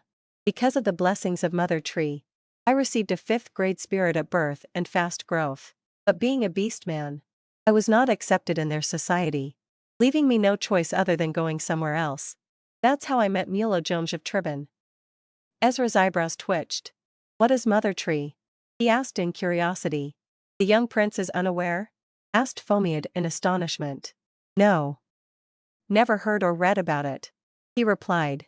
It's because it's forbidden to have records regarding the Mother Tree of Elves. It's their sacred treasure. That's what I know. Feroza replied. The canine fists wandered in vast lands for duels and good opponents. As of worldly information outside the Bloodfang, no one could defeat Feroza in the entire Bloodfang. It is an imitation formed from the fragment of World Tree. Yggdrasil. Fenrir responded to Ezra's ponder. Yggdrasil? What is that, Fenrir? Fenrir spoke again in detail. Yggdrasil is the mythical ash tree that supported the 9 realms of Norse, giving structure to the cosmos. It was the source of ultimate wisdom. where the god Odin sacrificed mightily to gain knowledge and power. Ezra raised his eyebrows in awe and said, I do not understand what you said. But for some reason, I get a gist of it. Feroza spoke again. Elves are the species who received highest grades of martial spirits than any other. Because of the mother tree, their growth receives a boost. The thick and wide forest created by the tree is filled with rich energy, highly suitable for cultivation and meditation. The ingredients found from the elven jungle are top-notch as well. Haha. Fenrir laughed. What now? Ezra retorted. That tree doesn't have the 100th power of Yggdrasil, let alone world tree. It cannot even be compared to the fragments. Not even 100th of original. Just what is Yggdrasil? The prince's curiosity reached new heights. Something you cannot comprehend right now. I might have the seed of a fragment, said Fenrir. What? Ezra shouted. Mirza and Feroza gazed at the strange prince. Is everything okay, grandson? Asked the former king. Yes, grandfather. I am just feeling a little off. You guys continue. I will be in my chambers, Ezra said as he left the room. Can we grow a fragment of Yggdrasil in Bloodfang? Tell me, Fenrir? Yes. But you need a gigantic area. Bigger than the Red Sky City. Ezra's eyes widened. An area bigger than the capital city? He pondered. I have a place in mind, Fenrir said and waited for Ezra's reaction as he smiled. You have? Where is that place? Let's leave now. Somewhere in the middle of Sacred Grounds and Red Sky City. Ezra understood and nodded. Sacred Grounds of Werewolves are on the western side. Almost at the edge of the ocean. Because of the barren land. No one wanted to live there, thus hundreds of miles of wasted land are present. Ezra asked. But the land is devastated. No crop of plant has ever been able to grow there. Except for the surrounding sacred grounds. That's not an issue. A fragment only needs the land and a little bit of water and a strong energy that the fragment recognizes as something omnipotent. Fenrir corrected. Then what are you waiting for? Let's go and grow that shit. Close your stinky mouth, you dim-witted mutt. If we grow now, then all who are at the peak of the chi establishment stage will break through into the next stage. That won't do good. We need to join a sect. And I will only bring those with 5th grade martial spirits. Others will be dead weights to carry. Ezra said. That's a wise decision. You proved that you have a working brain as well. The monstrous wolf of Norse trolled. A sudden knocking on the door of Ezra's chambers. But the prince was aware of who was on the other side. He opened the doors with a bright smile. Father. The father smiled back at the son. I was a little worried. You see. You left in a haste. That was unlike you, so I came to check just in case. Thank you, father. You can rest assured. Your son is big and strong now. Ezra laughed. Mirza disheveled the hairs of Ezra. No matter how strong you'll become, you will always be my precious little son, said he. Ezra grinned again. He looked at the face of his father. The old weary face of his father was gone, but there was a certain long scar that never left. Does that still hurt, father? Asked Ezra as he touched the scar on Mirza's face. No. Mirza was shocked as well. This scar always tormented him, both physically and mentally. But for a long time, he never felt anything from it that he almost forgot he had a nasty scar. Mirza sighed and smiled afterwards. No. My dear Ezra. It doesn't hurt anymore. That's a relief, father. Ezra replied. Mirza pecked his son on the forehead and went out. Ezra gazed at the left back of his father until the door was closed and Ezra shut his eyes down to sleep. As time passed, the news of Bloodfang Kingdom conquering some of its lands back spread like fire. There was not a single city which haven't heard of this news. The days of Ezra in Bloodfang were about to end, and the admissions of sects opened. A large event held once in 5 years. Ezra was having tea with his mother beside him. How is the tea, my handsome son? Tanya asked. Ezra blew the hot tea. Ripples tangoed inside the cup. Ezra took a sip and said, the tea is fantastic. It has a new taste and scent. You bought some foreign leaves from merchants again. Isn't it, mother? Ah. My son is so sharp. Yes, Ezra baby. I bought them. Especially for you. Tanya said and squeezed Ezra in her embrace. Amidst the chatter of mother and son, Mirza arrived and intervened. "It's time, son. Have you completed your preparations?" "Long ago, father," Ezra answered. "Ezra, look at me, son," Tanya said as she forcefully turned Ezra's face. "No one will force you to go if you don't want to." "Honey, it's his own choice," said Mirza. The Queen of Bloodfang gave a death glare to the king and spouted, "You keep quiet." Mirza acted like a wet cat in front of his wife. Okay." Ezra smiled and said, "Mother, I must go. I have to become stronger so that I can save you all in crucial times." The eyes of Tanya Inviastus filled with tears. The weak boy who was always on the death door is talking about protecting his parents. It wasn't sure whether the tears were because of recent happiness or painful memories of past. "Okay, son. Go. Mother will be waiting for you." After saying farewell to his mother, Ezra stood up and moved with his father. "All martial masters are waiting for you. Take them all towards the portal. Someone will come sooner or later," Mirza said. "I will only bring 5th grade spirits and 6th grade spirits holders. Others will be dead weight to me," the prince replied. There was no one else here except the two. "But Ezra, they have been at the chi brightening stage for years just for you to lead them into a sect. They will be demotivated. I have an appropriate gift that will be left for them." "Another gift? Did you loot our god or something?" he asked in astonishment. "You will know, father.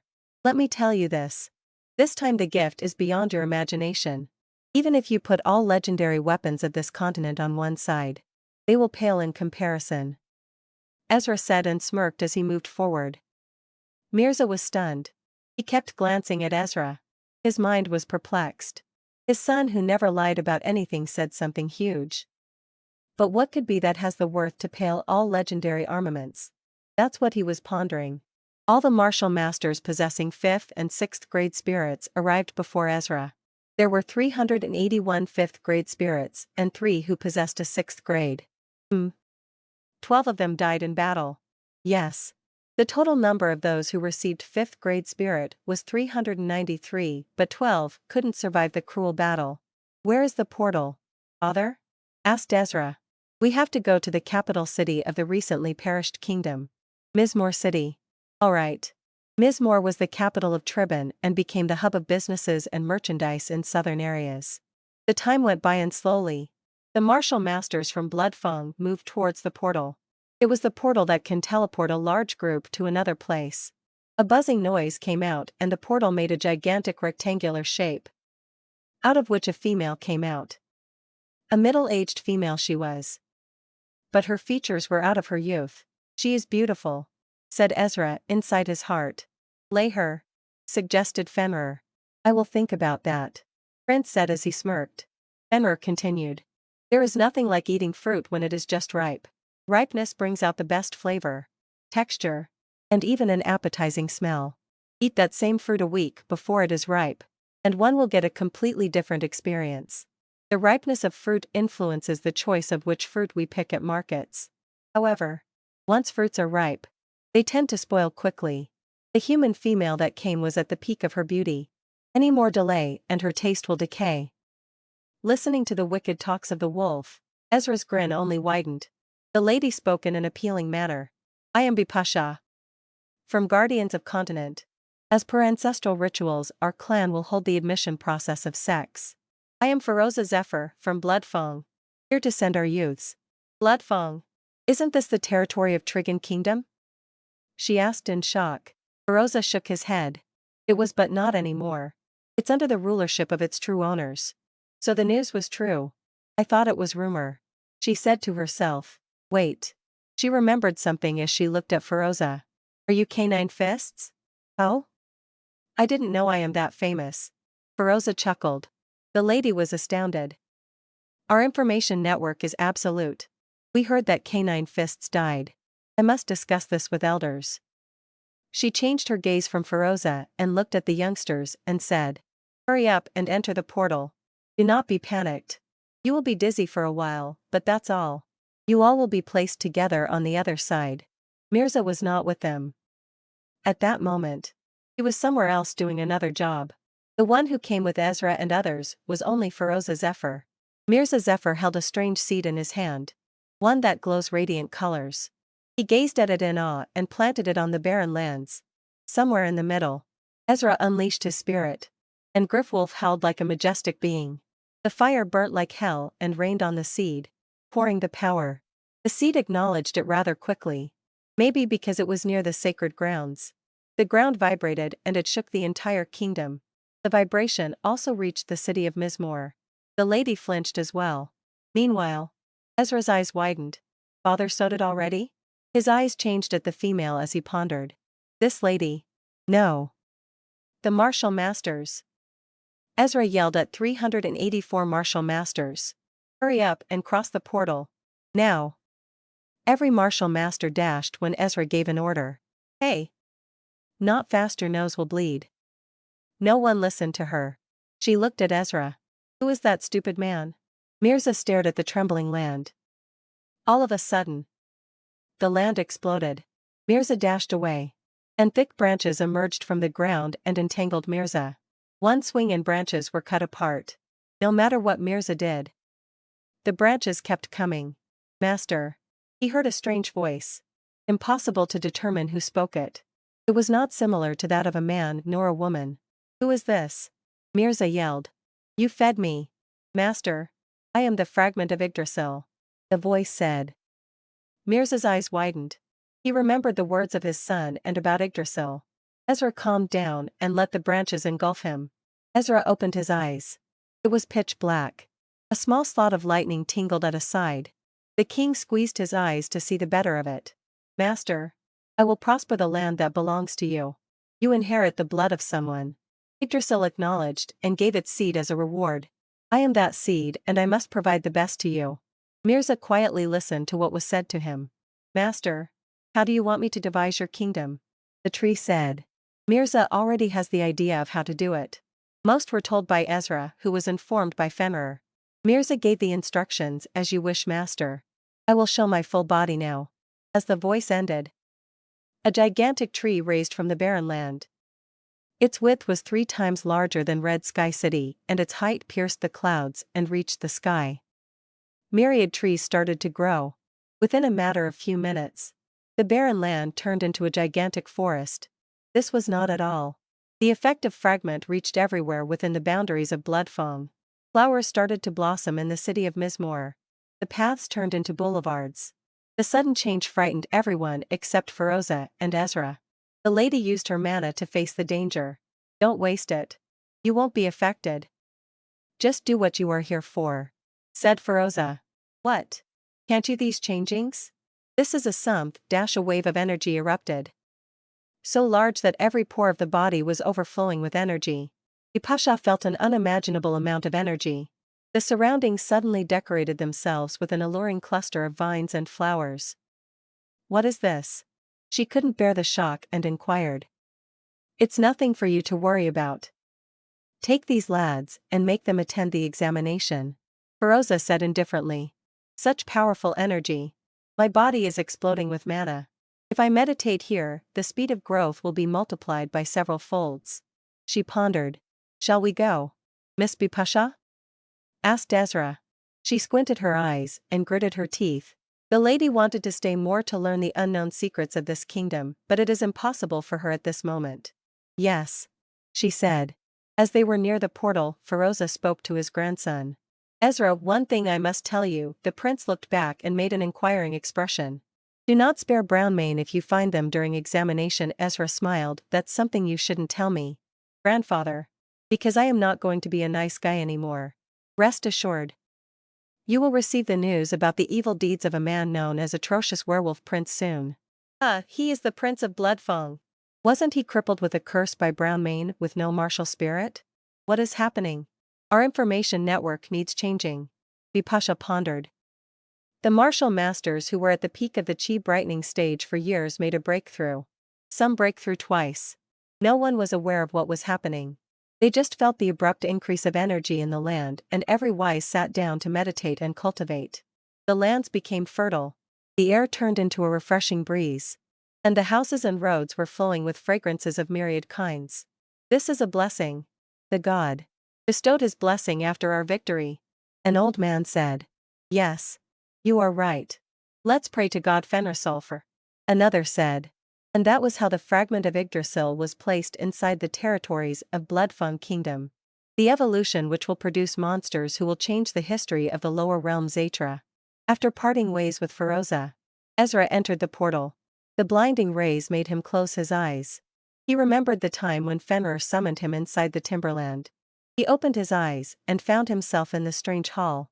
The building seemed pointy and tall from the inside, and the floor was made of a strange material.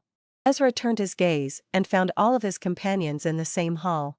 This is one of the 10 halls of Guardians of Continent. Our clan manage this hall, said Bipasha. What actually are Guardians of Continent?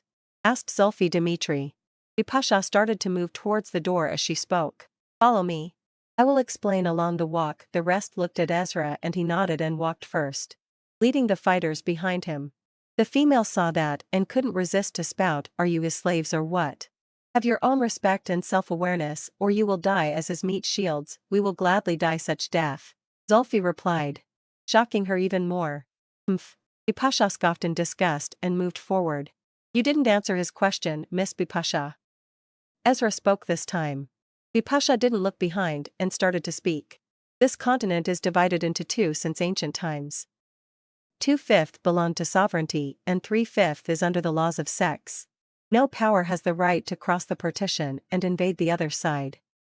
To make sure and to keep things in check, an organization was formed at the borderline of both sides. That organization is called Guardians of Continent.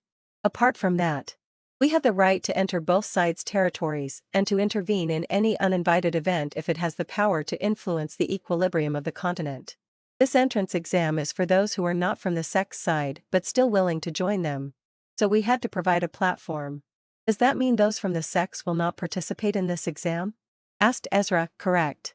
Only young talent of kingdoms and empires will be in this test. Not to mention the wandering independent martial masters as well. Is it worth leaving your hometown to join a foreign sect? Argus asked. He was displeased by the fact that he only got 1 month to learn from Canine Fists and was forced to come here with the prince. Bipasha stopped her march. She turned her head towards the tall guy and uttered. The other side of the continent has 5 categories to determine their wealth and power. From lower to higher it goes from 5th degree to 1st degree. The powerhouses of 5th, 4th and 3rd degrees are enough to wipe out all empires and kingdoms. However, they can hardly best those from 2nd degree sects. Did you get your answer, big boy? Her tone was arrogant. The listener's eyes widened in surprise. What about 1st degree sects? Asked the prince.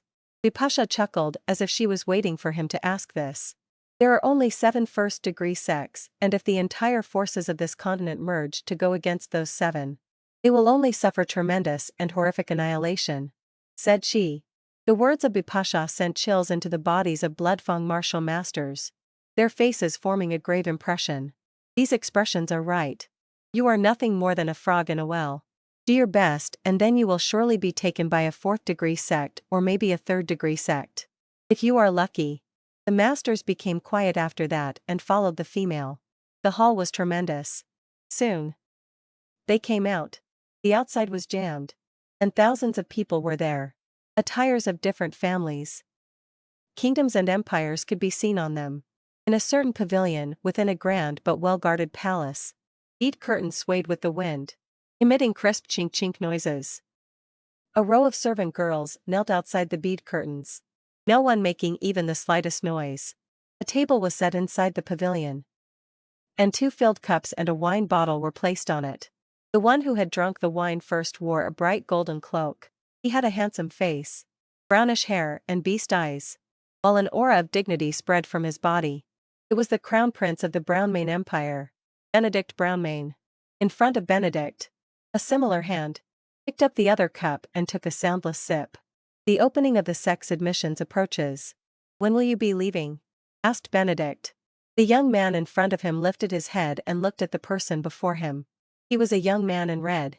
His pretty face has an uncanny resemblance to Benedict, but for some unknown reason, his attraction paled the beauty of Benedict. He was akin to a painting, his skin seemingly sparkling like translucent snow. He had a pair of long and narrow red eyes, the only thing contrasting Benedict. When he narrowed them slightly, two presences could be felt from him. One of an angel that can pierce the sadness of the world, while the other is that of a demon. Descended to rise chaos. Long fine brown hair flowed down along his slender waist before ultimately touching his hips, bewitching every living thing. Only such words could describe the young man's face. "I will be leaving tomorrow," he slowly said. "You are a genius born of this country. Do not waste the talent destiny has given you." "Victor," Benedict said. The young man was the younger brother of Benedict and second son of Bruce. Prince Victor Brownmane. Each person has their own destiny, and one should never force destiny. The way I am living is the occurrence of destiny as well. The young man in red said while looking at the cup he emptied. "You will surpass me and everyone else if you manage to obtain the greatest gift of the spirity bailiwick," Benedict said as he filled the empty cup of his brother. Victor emotionlessly said, "It will definitely be mine." Benedict seemed to sigh softly. "Too much arrogance is not good." Naren Continent's current batch of the younger generation has never been of higher quality. The human cultivator from the Jolton Empire, who was given every resource to improve his sword cultivation by the human king himself. The Bearman tribe's young lord from the Striped Beast Empire is said to be capable of destroying rocks with his hands. The genius prince of Striped Beast Empire is no less than that Bearman young lord, the battle maniac dwarf from the Dwarven Empire, the enchantress elf from the Elf Patria, and many more we are unaware of. The man in a golden cloak once sipped the wine and said in worry, "All of these individuals are prided geniuses that the various factions have poured all of their resources into for the sake of the spirity bailiwick." Benedict became quiet for a while before saying softly, "The world will soon know of a ferocious beast that has been sharpening his fangs and claws since his childhood." "Thank you for praise, brother. But I do not have fangs nor claws," replied Victor in a joking manner. "The beast is not referred to you." The table broke and the leftover wine in the bottle spilled all over. The subsequent silence in the pavilion only lasted for a split second. In the next instant, raging chi abruptly exploded from Victor's body like an erupting volcano, turning the entire table to ashes. The numerous kneeling servant girls outside the pavilion trembled, not daring to make even the tiniest sound. They could feel just how furious their esteemed second prince currently was at this very moment. They very rarely saw their prince, who usually did not show any emotions on his face, lose his composure. Victor was still seated on the chair, but his handsome face had turned exceptionally stormy as he stared at his elder brother and demanded in an icy voice, "What are you trying to say, Brother Benedict? Who else but me is worthy of standing on the top of the world?" Victor's expression was ominously dark. Chi inside his body violently surged around him like waves on a stormy night, wave after wave emerging from his body and shaking the entire pavilion. However, his piercing gaze and chi pressure seemed to have no effect on the man in the golden cloak. He stared at the ashes that had once been the beautiful table as he somewhat disappointedly put down the cup in his hand. The crown prince indifferently said, "Victor, this is my advice to you. Do not overlook that person." "Which person?" he asked in anger. "The crown prince of werewolves." He said every word loudly to make his younger brother remember it well. "That cripple? Brother, you have disappointed me. Don't forget that he is ultimately the source of our blessings.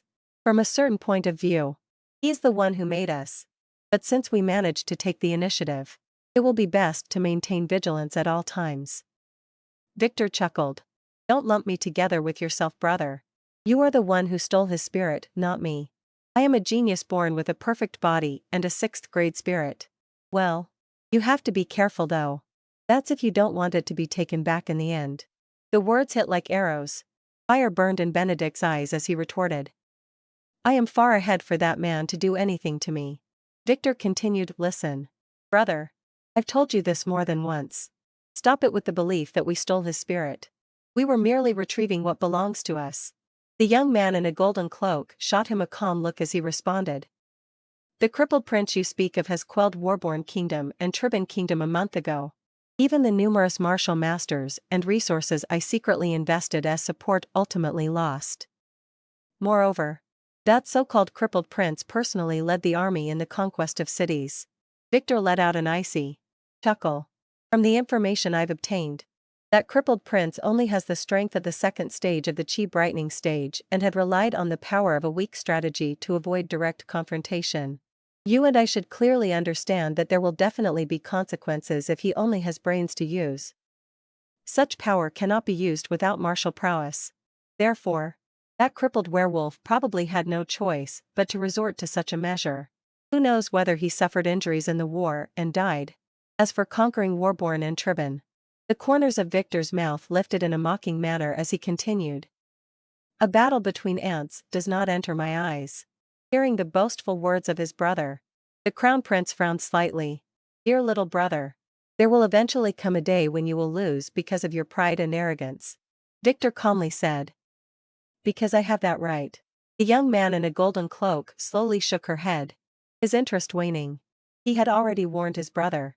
If he still persisted in his attitude, he could not be bothered to speak any further on this matter. Upon seeing this, Victor's expression softened as he quietly said. Relax. After I obtain the greatest gift of the spirity bailiwick, I will think of a way to completely eliminate the Bloodfang Kingdom to prevent any potential trouble in the future. Benedict did not comment. He waved his solid hand and said, Go make your preparations. I will also be leaving after tomorrow. Who knows when we will next meet? Victor stared at him, passionate feelings flowing within the depths of his eyes as he said, Brother, I will show you that I am the epitome of genius. Only you and I are the most compatible in this world. The moment he finished speaking, he decisively turned around with a wave of his sleeves and left. Benedict's gaze lingered in the direction he had left in. Not even the slightest change in his brown eyes. In the end, he turned his head and looked towards a certain distant place. Prince of Werewolves, although I borrowed your spirit, this is a world where the strong prey on the weak. Never mind if you are crippled here. But if you are truly able to climb back up. The eyes of Benedict Brownmane glittered and he clenched his fist as he uttered. Then I will devour you again. Before the main hall of the Brownmane Kingdom's royal palace, numerous cultivators and sorcerers holding important positions in Empire were looking forwards to where a portal was made.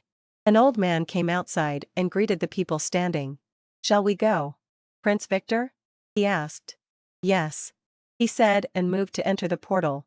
Behind him were 500 young martial masters of the Brownmane Empire. We respectfully send off the second prince. We will be praying for our prince's triumphant return. Many voices buzzed from behind. The portal glowed.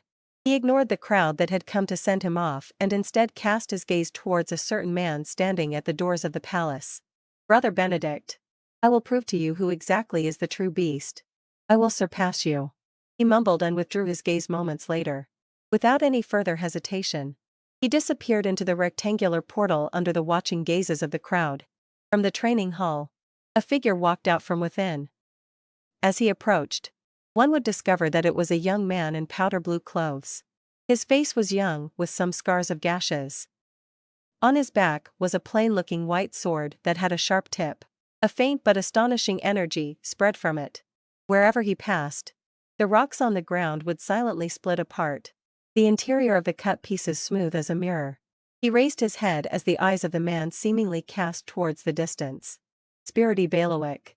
His voice sounded exceptionally hoarse. I must carve my name for the sake of this sword. The battle-maniac dwarf from the Dwarven Empire and Victor from the Brownmane Empire should be good opponents. Right? He asked himself as he smiled.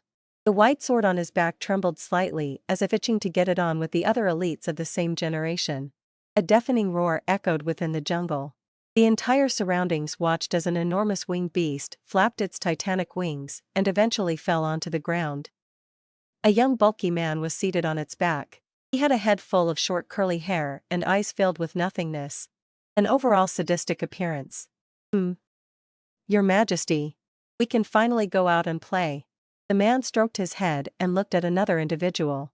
I heard that the Spirity Bailiwick is going to be really fun this time and there's going to be many formidable characters there. Ho ho. Not a single one of our peers here in the Striped Beast Empire has been able to beat us in a fight. I hope that those fellows will not be too boring. Especially the victor of Brownmane Empire, said the other man. He was of the same size as him, but his eyes were black and his hair had black and white stripes. He was wearing fancy bestial clothes. Onwards, he said. With a loud shout from the young man, the people who were ready to accompany the duo roared. Their steps were akin to a marching army as they stepped towards the portal. In a certain martial courtyard, a burst of violent chi swept outwards, sending a dozen figures flying while turning the courtyard into a complete mess. A man wielding a giant axe for his size said as he looked at the tired sparring partners. "All of you are too weak. It's meaningless to stay here anymore. Tell father that I am going to the spirity bailiwick. Don't waste any more time and gather the lads who will come along." Only a single figure remained standing within the mess. His thick muscular dwarven body akin to a short metal tower. His gaze swept across the area, eyes filled with battle lust. It was as if he was a ferocious ape. He grinned and let out a hearty laugh. No hesitation whatsoever as he stamped his foot on the ground and his body soared into the sky. Several leaps later, he disappeared. Everyone in the courtyard breathed a sigh of relief as they watched him leave before bursting into cheers. That monster is finally gone. We will no longer be tortured by him. I feel a little sorry for those going to the spirity bailiwick. It's pretty much over once that maniac has his sights on you. Outside the dwelling of a certain young lady, a man of majestic aura wielding a spear, his cautious voice sounded. "It's time, miss. The elders have sent me to notify you that we may leave." Inside the building, a lovely snow-white figure lay under a thin quilt on a soft bed. Even so, the quilt was unable to hide her extremely alluring curves. Upon hearing the man's voice, the figure rose from the quilt. The quilt fell, immediately revealing a body as fair as lamb fat. Her long green hair hung in front of her, covering two heart-poundingly busty mounds. "Come in." She raised her head, only to reveal an exceedingly charming little face akin to a little pixie's. A face that would make one feel a rush of excitement. The man carefully pushed open the door and walked in. Even though he was familiar with the female, the erotic sight on the bed caused the man's gaze to involuntarily sweep across that unreasonable to the extreme figure. The spearman quickly started to retrieve some clothes and helped the young lady put them on. The long green dress, similar to her hair now covering her body, made her lovely figure appear even more mesmerizing. Slender yet bountiful in all the right places. Those curves alone were enough to draw the gaze of everyone in the area. "Hee. Thank you, Baron. Tell elders that I will definitely bring back a satisfying result." The little enchantress beamed as she gave a little peck on the man's cheek. The spearman helplessly reminded. "Miss, elders and kings said that you must obtain the greatest gift. What kind of gift is difficult for me to obtain?" The little enchantress winked as she chuckled. "All right. I'm off." However, she did not tease the man any further.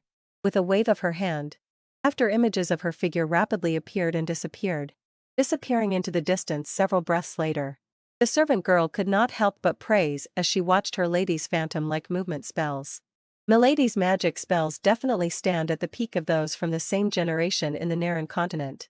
This was an eerie mountain, where white bones piled up like hills. The entire area smothered in an aura of the dead. A sound suddenly rang out from the mountain as a procession of figures lumbered out. Their footsteps were stiff and rigid, skin an unhealthy white and eyes akin to empty holes. At closer inspection, one would realize that there were no signs of life on their bodies, almost as if they were dead men. They carried a huge carriage on their shoulders. The spookily white carriage, decorated by ghastly pictures drawn in blood red, gave off a strangely sinister aura. A chilly wind blew past, lifting the white curtains of the carriage. A young bloodlessly pale face appeared under the curtains. His eyes were the color of ash and the aura of death seemed to swirl around him. A sight that would make one shiver all over. He was wearing a wide straw hat and beside him was a scythe. 100 ghosts carrying a carriage. The white carriage faded into the distance as an eerily cold voice seemed to echo. "Go ahead and make your name. O cursed one. Your sufferings have blessed you with a gift that can terrorize the continent. Be the master, or find a master." Numerous famous geniuses from all across the entire Naren continent had begun to move. Their target was one and the same. Every gaze pointed towards the spirity bailiwick at the guardians of continent.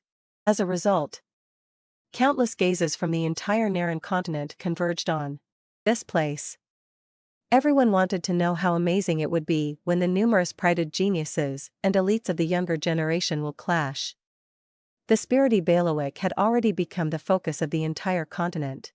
A storm was gathering. And the hidden dragons will naturally begin to reveal themselves.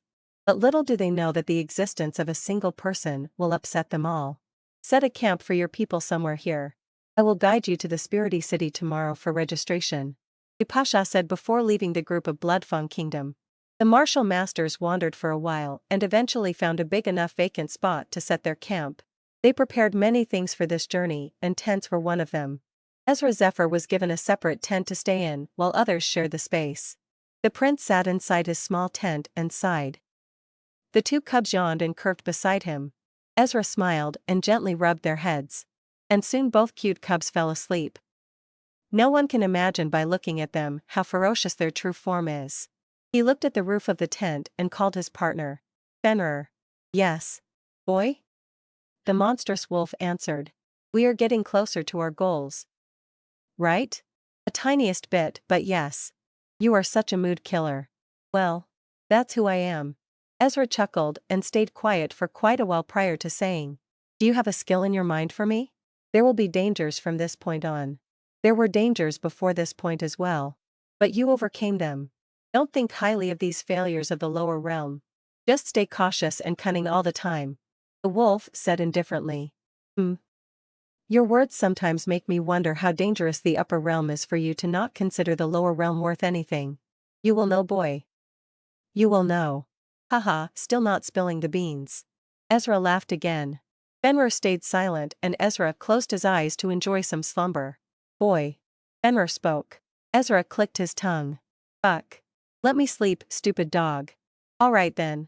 I thought you wanted a skill. Sleep well. Fenrir uttered the last word slowly. What? The prince jerked and stood up. What kind of skill it is? Oh. You are not sleepy anymore. The wolf mocked. Cut the crap, Fenrir. Answer me. The werewolf became restless. I will only give you a single skill, just like I gave you a single spell. But the difficulty is tremendous.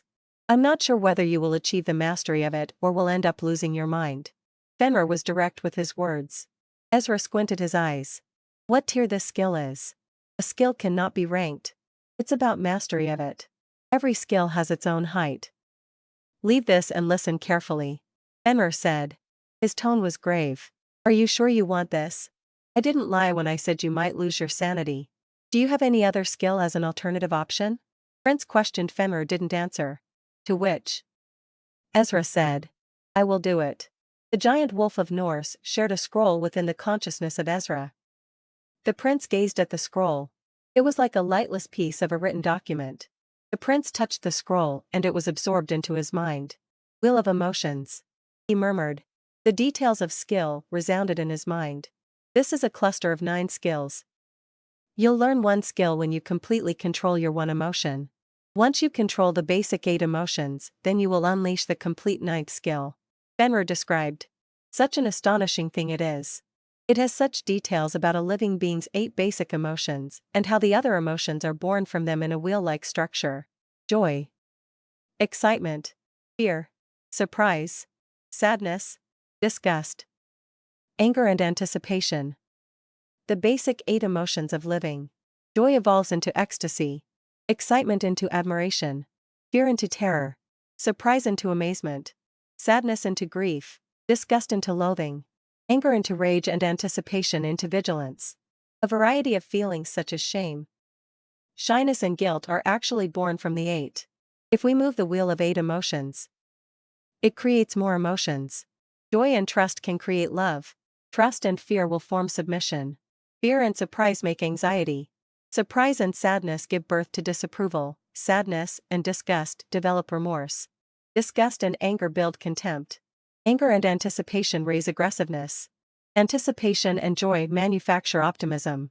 And the wheel rotates again. Just switch the emotions, and many more will be composed. Ezra pressed his temple. My mind is in sheer pain. Migraine is the lowest side effect of this skill. Boy. I warned you. Said Fenrir. Ezra lay on the mat placed on the ground. You said each emotion has a skill. I couldn't see a single.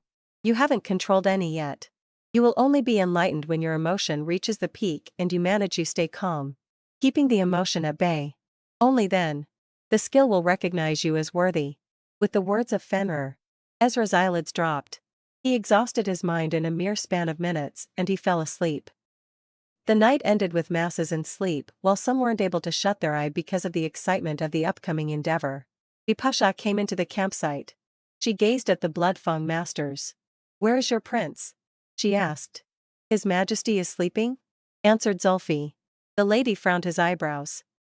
"Pathetic. Wake him up. It's time to move." "I'm awake." A voice came out of the prince's tent.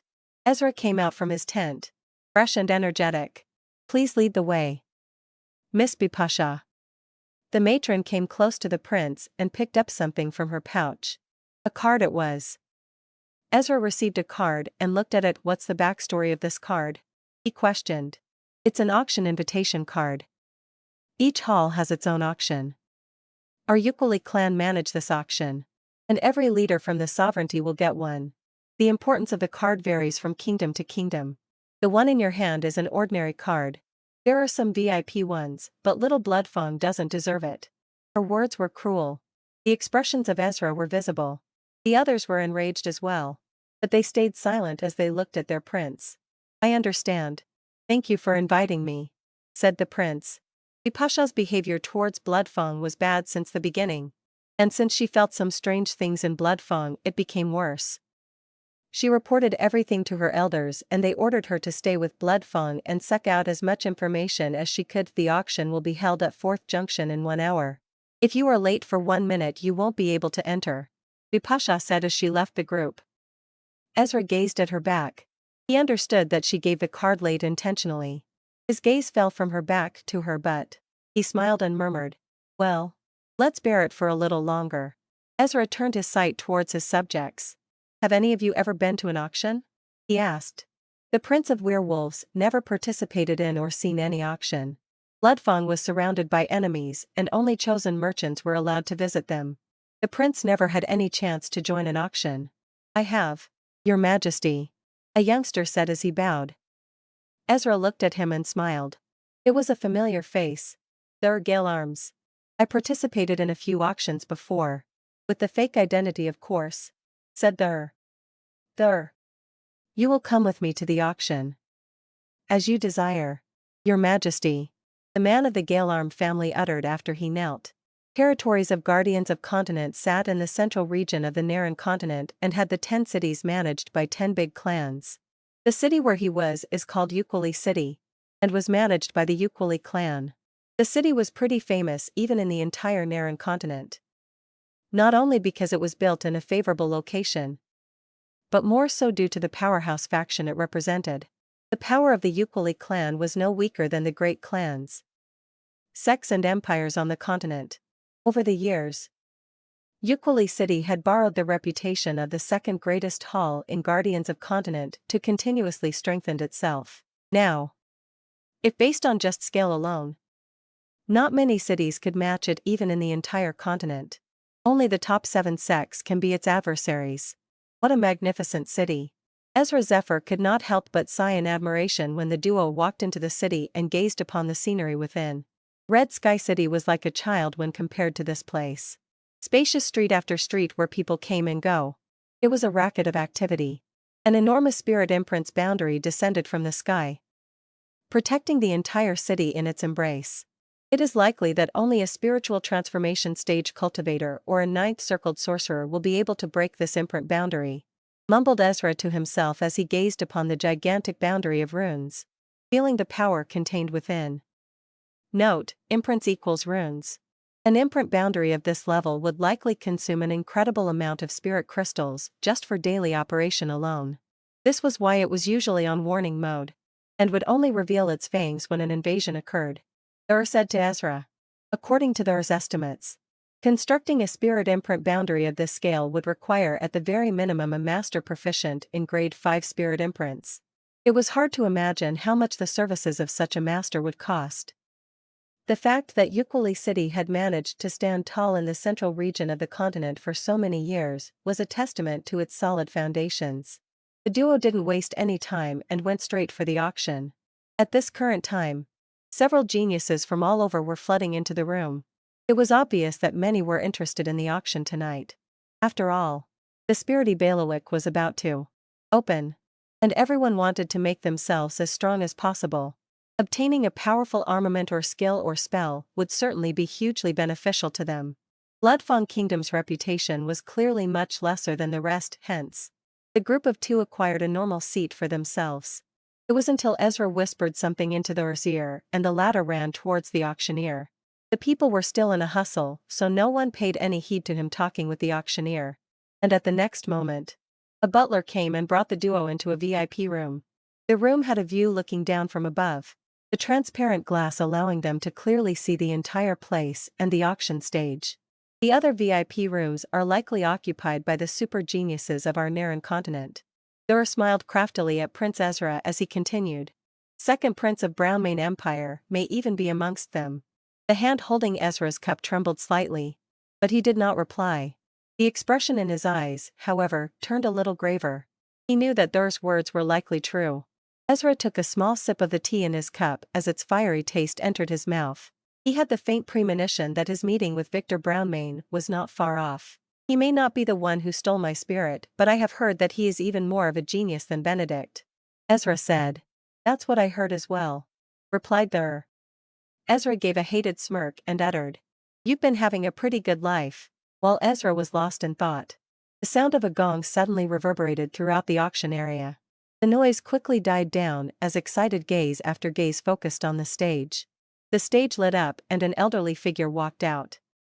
The moment he appeared, powerful mana undulations spread from his body. This elder was clearly an eighth-circled sorcerer. When Ezra saw this, he uttered, "To think that they've actually sent an eighth-circled expert to host this auction. Impressive. The latter part of the auction will definitely be hosted by the direct descendants of the Uquali clan. This eighth-circled sorcerer is likely also a member of the Uquali clan," said Thur. Ezra nodded. "You studied your stuff." While they were conversing, the elder on the stage swept his gaze around the place as his voice rang out in everyone's ears. "Since everyone has come here from far away, I shall dispense with the pleasantries. A long time has been spent preparing for this auction, and I believe that everyone will be very interested in our selection. Let's begin." The atmosphere intensified as the elder's final word faded. Every gaze in the place now tightly glued to the former. The elder merely waved his hand and a dozen steel tower-like men carried out a certain item, their footsteps heavy as if they were lifting a mountain. The elder reached out a gnarly hand and lifted the black cloth that covered the item. A heavy night-black armor instantly appeared in everyone's sight. The heavy night was thick and catchy and covered all over in veined patterns. An astonishing protective intent spread from it, causing the hairs of anyone who felt it to stand on end. However, it was a pity that there were several cracks on the heavy armor, making it apparent that this weapon was a damaged article. The elder slowly said, "This is a damaged, special-tier armor. It is known as the Black Peak armor." The words ignited an uproar among people. The auction area practically exploded. To think that the first item would be a special-tier armament. Although it was damaged, it could still be considered a unique tier. And a special-tier armament was not ordinary at all. Haha. The first item is already a special tier. Looks like they really put some thought into awing the crowd. Ezra burst into laughter. One must know that the vast numbers of people joining the auction were from sovereignty. And on that side of the continent, a special tier of armament can be considered a national treasure for many kingdoms. Don't scoff at this special tier armor just because it was damaged. Its power definitely surpassed a unique tier item, making it an extremely valuable protection in battle. With this armor, a 7th level chi brightening stage cultivator would even be able to do battle with the 1st level core formation stage expert. Bids for this item start at 500,000 spirit crystals. The elder's gaze swept across the entire auction area as his powerful voice rang out. On the other side of the continent, gold is much less valuable than spirit crystals, as these crystals can be used for strengthening martial spirits. The auction area was silent for a split second before instantly being broken by a wave of voices. 600,000. I bid 700,000, 800,000. I hope that everyone will give me some face. Who do you think you are? I've never even heard of you. 1 million.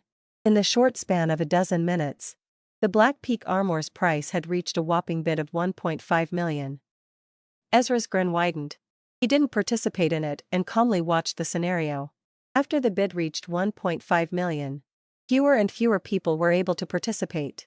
In the end, a few more rounds of bidding left the bid at 2.1 million. The Black Peak armor was auctioned away for 2.1 million as regretful sighs rang out in the auction area. There were even more people who were clenching their teeth in frustration because no one knew whose hands the armor had landed in.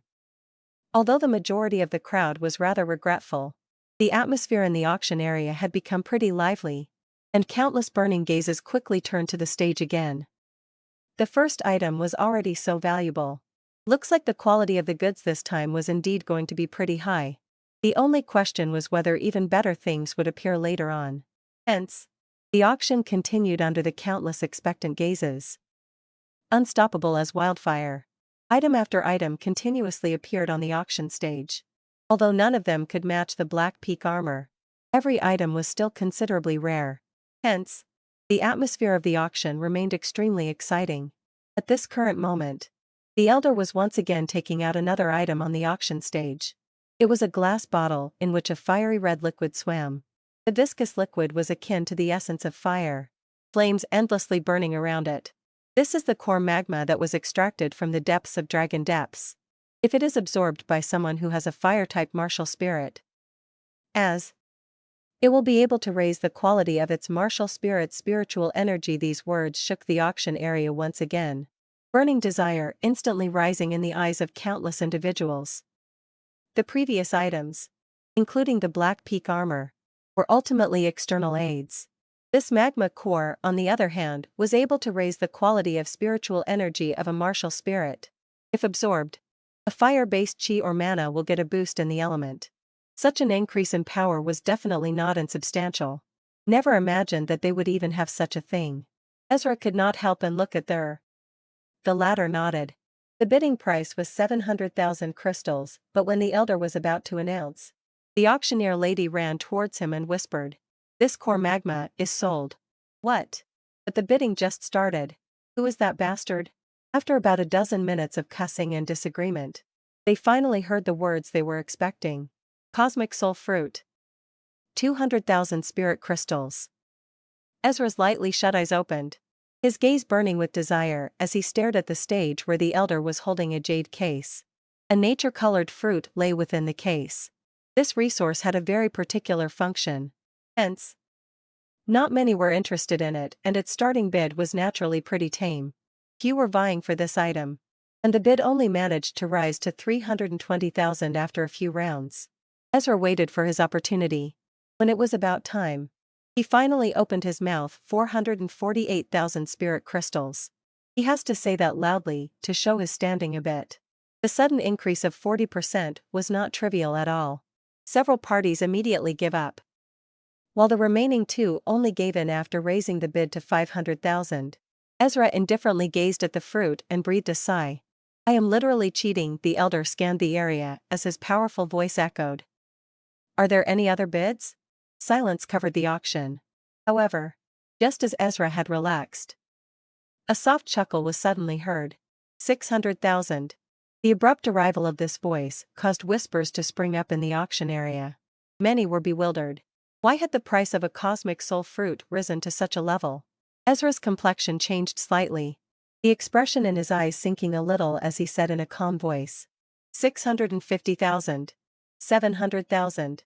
The other bidder immediately kept pace. 800,000. Iciness flashed in Ezra Zephyr's eyes. Someone was making things difficult for him. The other bidder was clearly purposely stirring trouble and did not intend to buy it when the Werewolf Prince called out his bid of 800,000. The other voice seemed to laugh softly before no longer making any noise. Thus, the cosmic soul fruit ultimately landed in Ezra's hands. But he had to pay 800,000. And he was enraged. But there was no change in the prince's expression, but fury flashed in his eyes. By the side, Ezra stared at the VIP room in the distance and muttered, "The one that bidding is also in a VIP room. According to my information, that room is exclusively used by someone from the Ukuli clan." Ukuli clan? Ezra frowned slightly. When had he offended the people and members of the Ukuli clan? He asked himself. This is crossing the line even for Bipasha.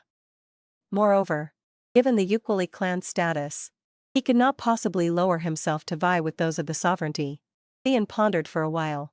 The one inside is definitely not the direct descendant, but according to what I've heard, the only other person who frequents that VIP room is the young talent of second branch family.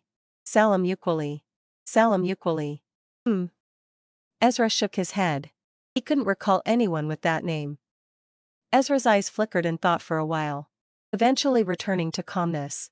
However, ice-cold light flashed in the depths of this calmness. It did not matter why Salam Ukuli was targeting him. Since the act was done, the Crown Prince of Bloodfang Kingdom would naturally remember. He then looked towards there and asked, "Go and take it from the auctioneer." The 800,000 of his spirit crystals had been used up. He no longer had any interest left in the other offers there knelt. "As you wish, Your Majesty," said there. Ezra did not say anything, but he made sure to remember this debt of gratitude. The auction continued. It was not long before a spell finally made an appearance. The starting price for the second circle spell was only 80,000 spirit crystals, and the competition even less than before. Ezra was the first to shout, 200,000. His bid directly silenced the place. Those originally planning on bidding instantly became quiet. This bid was akin to a roadblock. There was no reason for them to pay such a high price for a stock of second circle spell. The silence only lasted for a moment. Just as Ezra began to believe that he had already succeeded, a faint laughter was once again heard from a particular VIP room. 300,000. The prince's eyelids lowered slightly as the frostiness in his eyes intensified. Salam Ukuli was really a bit too much. Thur's face also turned ice-cold. Although Salam Ukuli was the youngster and second branch family heir of the Ukuli clan, he did not amount to much in his eyes. Thus, he immediately responded, 600,000. Directly doubling the bid. That VIP room was clearly silent for a moment after Thur's bid. In the end, a soft laugh emerged. "Since the respected martial master like it, I shall not compete." The second circle spell was now also in the bag. But Ezra's pretty face did not look happy at all. Salam knew that he was the one bidding but still raised the price. It was obvious that he did not think much of him. Ezra softly muttered, "That's good." The prince took in a deep breath, his eyes cool and calm as he looked towards that particular VIP room. "If we meet in the spirity bailiwick, I will make you spit out 10 times the amount you made me spend today." With blood interest, with the second circle spell and core magma now in his hands, there was no longer anything else that Ezra needed from the auction. Hence, he calmly watched as the exciting auction progressed. In contrast, Thur excitedly bidded but didn't buy a single item. However, what puzzled Ezra was that he did not face any obstructions from that particular VIP room. This felt rather strange to him. Could the other party know that these two resources were important to him? The Prince of Bloodfang Kingdom, after pondering for quite a while, suddenly spoke up at this moment. "It seems the reason why Salam Ukuli is making things difficult for me is related to the Bipasha Ukuli." Their Gale Arms said right after, "I have guessed the same, Your Majesty. The Ukuli clan's direct lineage or first branch members cannot fight with us. But second and third branch members can, and they also have the right to join Spirity, as I heard from locals here. Someone has ordered them to target us. That's why we have been facing obstructions here." Ezra Zephyr was able to work things out with Thur's hint. Someone from the Ukuli clan must have gone to Salam. However, there was still one thing he could not wrap his head around. Just who exactly in the Ukuli clan had the ability to turn the Genius Junior of second branch against him? Is it Bipasha? If yes, then why? If not, then who else? While these thoughts swirled in Ezra's mind, the auction gradually approached its peak. It was at this moment that the final item appeared, shocking everyone in the auction area. Ezra Zephyr could not help but cast his gaze over to the crowd to see their reaction. One could only watch as the elder on the auction stage very carefully carried a golden long box. Within the box was a sword on which ancient characters were carved. The sword gave off a slight glow, forming a halo around it. It was a very mysterious and mystical sight. The spiritual imprints that have been carved onto this sword carry the sharpness of their own. It boasts peerless power. And this sword is a special tier weapon. Soul-slicing sword. The elder's eyes were filled with desire. Even he coveted a sword of this level. That sword is a special tier armament? The entire auction area seemed heavy at this moment. Every gaze was filled with burning desire as they stared at the sword. Above the special tier was the legendary tier. Though the unique tier was common. The special tier on the other hand. Even in the entire Naren continent, the factions that possessed it were as rare as unicorn horns or phoenix feathers. As for this precious sword, in a certain manner of speaking, it stood above the others because the sword is a weapon that is used vastly more than others. However, it possessed overwhelming power. If one obtained it, one would even be able to kill an opponent of higher levels with ease. This was the might of a special tier armament. A special tier item. A sword at that, mumbled Salam equally. Even he felt a rush at this moment. He had once heard someone say that if one gets a hand on a special tier weapon, the world will bend towards him. By the side, a female's large eyes were practically emitting beams of light. Never imagined that a special tier sword would actually make an appearance. Even our elf Patria Empire only has 11 special tier armaments. In fact, a weapon that has reached this level can even be called the ultimate weapon of an empire. Beside her was another man with a spear. He nodded. The strongest weapon he currently had was a unique tier. The difference between the both is like day and night. And a tier difference was not a trivial matter. Rumor says that one can obtain legendary tier armament in the Spirity Bailiwick. These armaments were used by the fallen martial master who was at the spiritual transformation stage while he was alive, and were thus imprinted into his blood. Since the spirit transformation stage's blood transformed into the Spirity Bailiwick, various miracles can naturally be found inside. That girl wet her mouth. This was the legend tier armament that even the elf Patria Empire did not possess.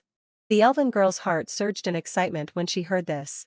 The Spirity Bailiwick truly contained unimaginable treasures.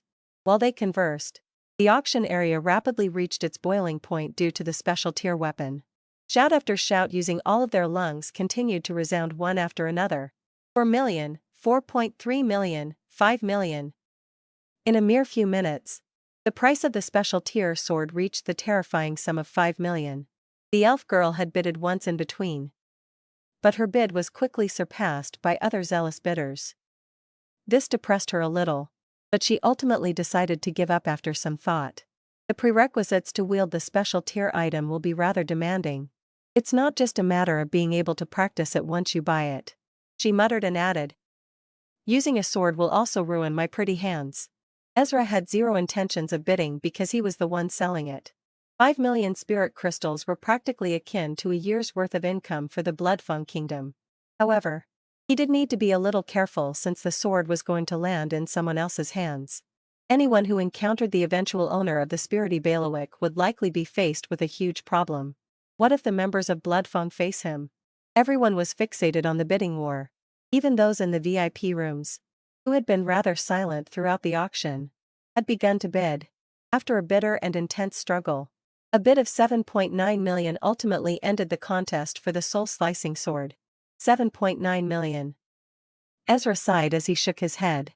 A special tier weapon could really be too pricey. After all, a technique of this level was already considered top tier in the Naren continent. But Ezra laughed when he remembered how many his kingdom has and how many he had in his storage cave. Let's go. Ezra rose to his feet. He already had everything he needed and could begin absorbing the soul source energy tonight, allowing his soul to step further in martial prowess and open the doors for more powers. The duo left their VIP room and proceeded to pass through the corridor. At this moment, however, the Prince of Werewolves realized that their Galarm's footsteps had slowed, while his originally smiling face had turned frosty. Ezra followed his gaze, only to find a group approaching them from another direction. At the very front were a guy and a girl. The guy was pretty tall and was brimming with both confidence and grace. He was currently playing with 2 golden balls on which runes could faintly be seen. The girl was also rather attention-grabbing. She had a hot figure, the black leather that tightly hugged her body accentuating her practically perfect curves, causing many men to secretly swallow their saliva. This group soon arrived before the Bloodfang duo. Dur's face was taunted as he icily said, "May I ask who are you and why you are following us?" "I am Salam equally," the man said. Ezra's pupils immediately shrank as iciness flitted across the depths of his eyes. So this was the guy. The second branch member of the Ukulele clan. Salam Ukulele. Salam wore a smile. The golden balls in his hand slowly revolving as he responded. No need to get angry. Master from Bloodfang. If you are upset about that bit of spiritual crystals, I'll pay you back. Thor coldly frowned. His concern was not those few 100,000 spiritual crystals. Salam Ukulele's gaze shifted slightly, ultimately pausing on Ezra Zephyr as he said, I believe that this friend must be the Prince of Bloodfang. Ezra Zephyr. Right? Is there anything I can help you with, Mr. Salam Ukulele? The prince's voice was neither friendly nor cold. Hee. Nothing much. Nothing much. I only wish to introduce someone to you. The second branch genius of the Ukulele clan chuckled and looked towards the sexy girl beside him. The girl opened her long legs as she took a step forward, stopping in front of Ezra. Her long and narrow eyes seemed to glisten, but Ezra Zephyr could sense the snake-like gaze contained deep within them. Are you Ezra Zephyr? The sexy girl seemed to smile charmingly. I am Emily Jomez. And I come from the Black Sun sect. The one that died at your hands. Milo Jomez is my father. Only at this very moment did Ezra Zephyr finally understand why he was being targeted after arriving at the auction. It turns out that the source of everything was this girl called Emily Jomez. Ezra's eyes rippled for a moment as he looked at the sexy girl in black before him. However, almost no change could be detected on his face as he nodded and said in a calm voice, Oh. Emily Jomez was a little taken aback by the prince's indifference, but fury soon flashed in the depths of her eyes. The group of guys behind the princess of the fallen kingdom were extremely dissatisfied with Ezra's attitude, their tone hostile as they chided. You are one damned arrogant kid. Why are you still not begging for forgiveness after killing Miss Emily's father? The thug liked the way they spoke was rather inconsistent with their faint air of nobility, together with the strong spiritual energy that rippled around their bodies. These characteristics made it painfully obvious that they were the so-called prided geniuses. Emily revealed a heartbroken look at this moment as she softly said, Don't be angry, everyone. There must be some misunderstanding between our friend Prince Ezra Zephyr and my father King Milo Jomez, which led to such an outcome. My father only has himself to blame for his death. However, that appearance of hers only made them glare even harder at the Bloodfang duo. The prince indifferently watched this scene play out as if he was a bystander. This girl's methods were superb. From the way she handled this group of geniuses, it was more than likely that they would fight to offer her the moon and the stars. Salam Ukulele continued to rotate the golden balls in his hand as looked towards Ezra Zephyr and said in a gentle voice, My friend, whatever grudge you guys have with the Milo Jomez is not important. Since you have already killed him, let it end at that. The Prince of Werewolves raised his eyebrows but did not say anything. He knew that Salam was not finished. Sure enough, the second branch genius of the Ukulele clan paused for a moment before continuing. But the land of humans. Bloodfang Kingdom should be returned to Emily Jomez as she is the true heir to the throne. Salam smiled slightly as he stared at Ezra. Emily has told me that as long as you return their kingdom, she will generously let bygones be bygones. If you feel that I am worthy, I can help resolve the grudge between the two of you and allow enemies to become friends. Thor could not help but laugh. These fellows were after our kingdom, said he. However, the cities have already been organized by Bloodfang.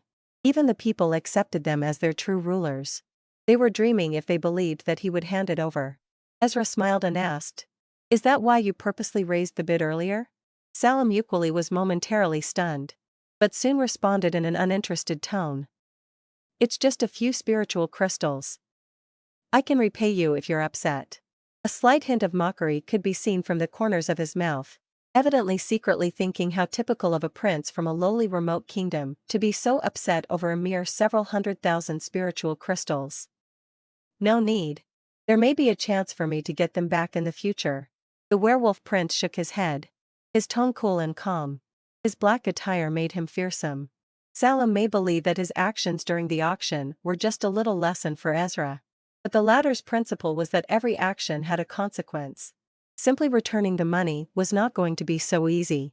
Ezra stared at Salam and Emily and slowly said, I can't be bothered to elaborate on the Milo Jomez and his companions' dirty deeds. But they did try to conquer our remaining Bloodfang Kingdom. If not for our resourcefulness, our fates would be rather grim. Therefore, I'm afraid that the likes of you are still not enough to resolve our grudge. As for the territory of destroyed Tribban Kingdom of Miss Emily, it was always ours. To begin with, don't even dream that we'll return it. They lost many precious lives for the conquest. Salim must have a crazily high opinion about himself if he believed that it would be returned with a single sentence from him. Salim Ukweli and Emily Joma's expressions finally changed. The second branch genius's expression was now as dark as a storm as he asked, "Does this mean that you are not giving me face? Do you really think you deserve so much face?" Thur said. He was angry. Although they were currently in Guardians of Continent territory and Salim Jomez was the second branch genius, matters between the younger generation were settled by the younger generation. Hence, Salim would not be able to use the power of the Ukweli clan against them. If he did, it was not like they did not have their own backers. No one would be the winner once the situation degenerated into a battle between numerous factions. Without the power of the Ukweli clan, Ezra naturally did not fear Salim Ukweli. Impudent. A mere prince from a tiny kingdom dares to be so insolent in such a place? The geniuses behind Emily sneered in succession. They knew the duo's background and strength and thus did dare to pit themselves against them. Hence, they bared their fangs at Ezra. A blue-robed young man nearest to Emily ominously said, "Humph. A mere ant with grade 3 martial spirit dares to be so arrogant. Aren't you afraid of being slaughtered after entering the spirity bailiwick?" This person was called Sinzutun, and was likewise a prided genius from one of the influential clans in the Naran continent. In the group, his strength was likely only second to Salim Ukweli and Emily Jomez. Ezra Zephyr smiled as he gazed at these geniuses. A smile that was overflowing with eerie iciness and sheer evilness. "We will have to enter the spirity bailiwick first to see who gets slaughtered." The group of geniuses shot glares over. Emily's face was somewhat ugly, but this was quickly remedied by her as she sighed softly and said, "It seems that my Tribban Kingdom has indeed greatly offended this honorable friend. Why else would you refuse to give a face to even the genius of Ukweli clan's second branch and the rest of these amazing talents?" Ezra swept a cold smile at her. This woman was good.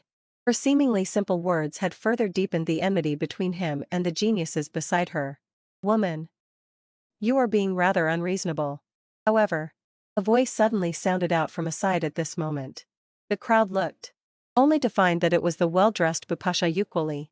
She was currently in appealing clothes, and her face was still unparalleled in the looks department. Even though Salim Ukweli and the rest were pretty decent themselves, they instantly dimmed in comparison to Bupasha. Emily's eyes brightened slightly at the sight of Bupasha. Such an alluring pretty woman was truly rare. However, her expression soon turned a little rigid due to Bupasha's words. Bupasha slowly walked as she spoke. The territory of Tribban Kingdom was indeed conquered by Bloodfang Kingdom. If you want it back, there's no need to use these tricks to incite these fools. The spirity bailiwick is about to open, and when it does, feel free to throw everything you have at the Prince of Bloodfang.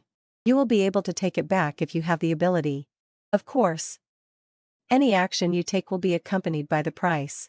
If you fail to snatch it back, no one can be blamed for what happens in the end. Towards the end, Bupasha's words gave off a sliver of iciness that made one involuntarily shiver. Emily stared at Bupasha and then pivoted her eyes towards Ezra. The prince made a grave face as he dished out the final few words.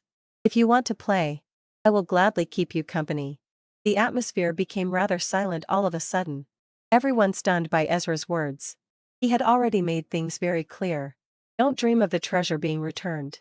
If they wanted to snatch it, bring it on. But make sure to be prepared for the consequences.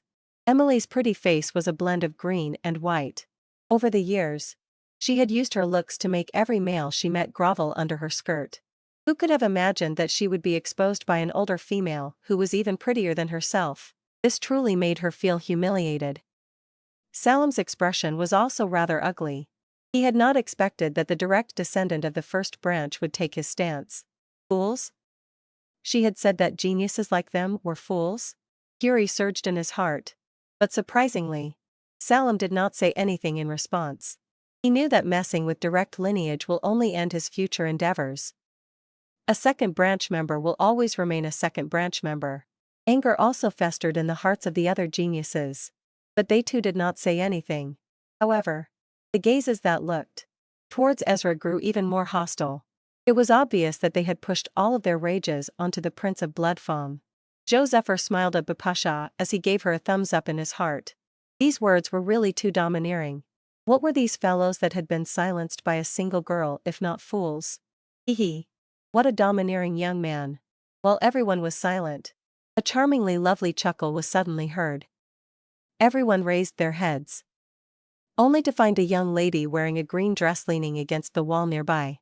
A flirtatious set of eyes were currently filled with interest as they stared at Ezra. The sudden voice caused everyone to lift their heads and look towards the young lady in a green dress leaning against the wall nearby with her hands across her chest. Several pairs of eyes brightened slightly the moment they saw her. The girl in green was barefooted. A string of silver bells around the ankles of her fine jade-white legs. A faint mist seemed to linger beneath her feet, making it seem as if she never touched the ground. Her facial features were extremely pretty, and overflowed with seductive charms. Like an enticing little enchantress. Salam Yuquali's eyes turned a little graver as he gazed at the girl in black and said, "Fairy Hololeth." The pupils of the geniuses around him also shrank slightly, clearly having heard of this name before. Is it that Fairy Hololeth of the Elf Patria Empire? Ezra Zephyr's eyes also rippled slightly. It was rumored that she too was one of the strongest amongst the younger generation of the Naren continent. Lur's eyes widened as he curiously stared at the enchantress before them. He had naturally heard of the latter's reputation, but this was the first time he was seeing this individual in person. However, every one of these gazes was practically non-existent to the girl called Fairy Hololeth. Her peach blossom-like eyes focused only on Ezra. Her figure suddenly moved, accompanied by the clear twinkling of bells as she appeared in front of the werewolf prince like a phantom.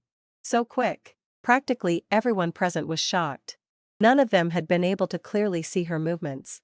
"Hey, what's your name?" "I'm Fairy Hololeth, the princess of Elf Patria. Let's be friends."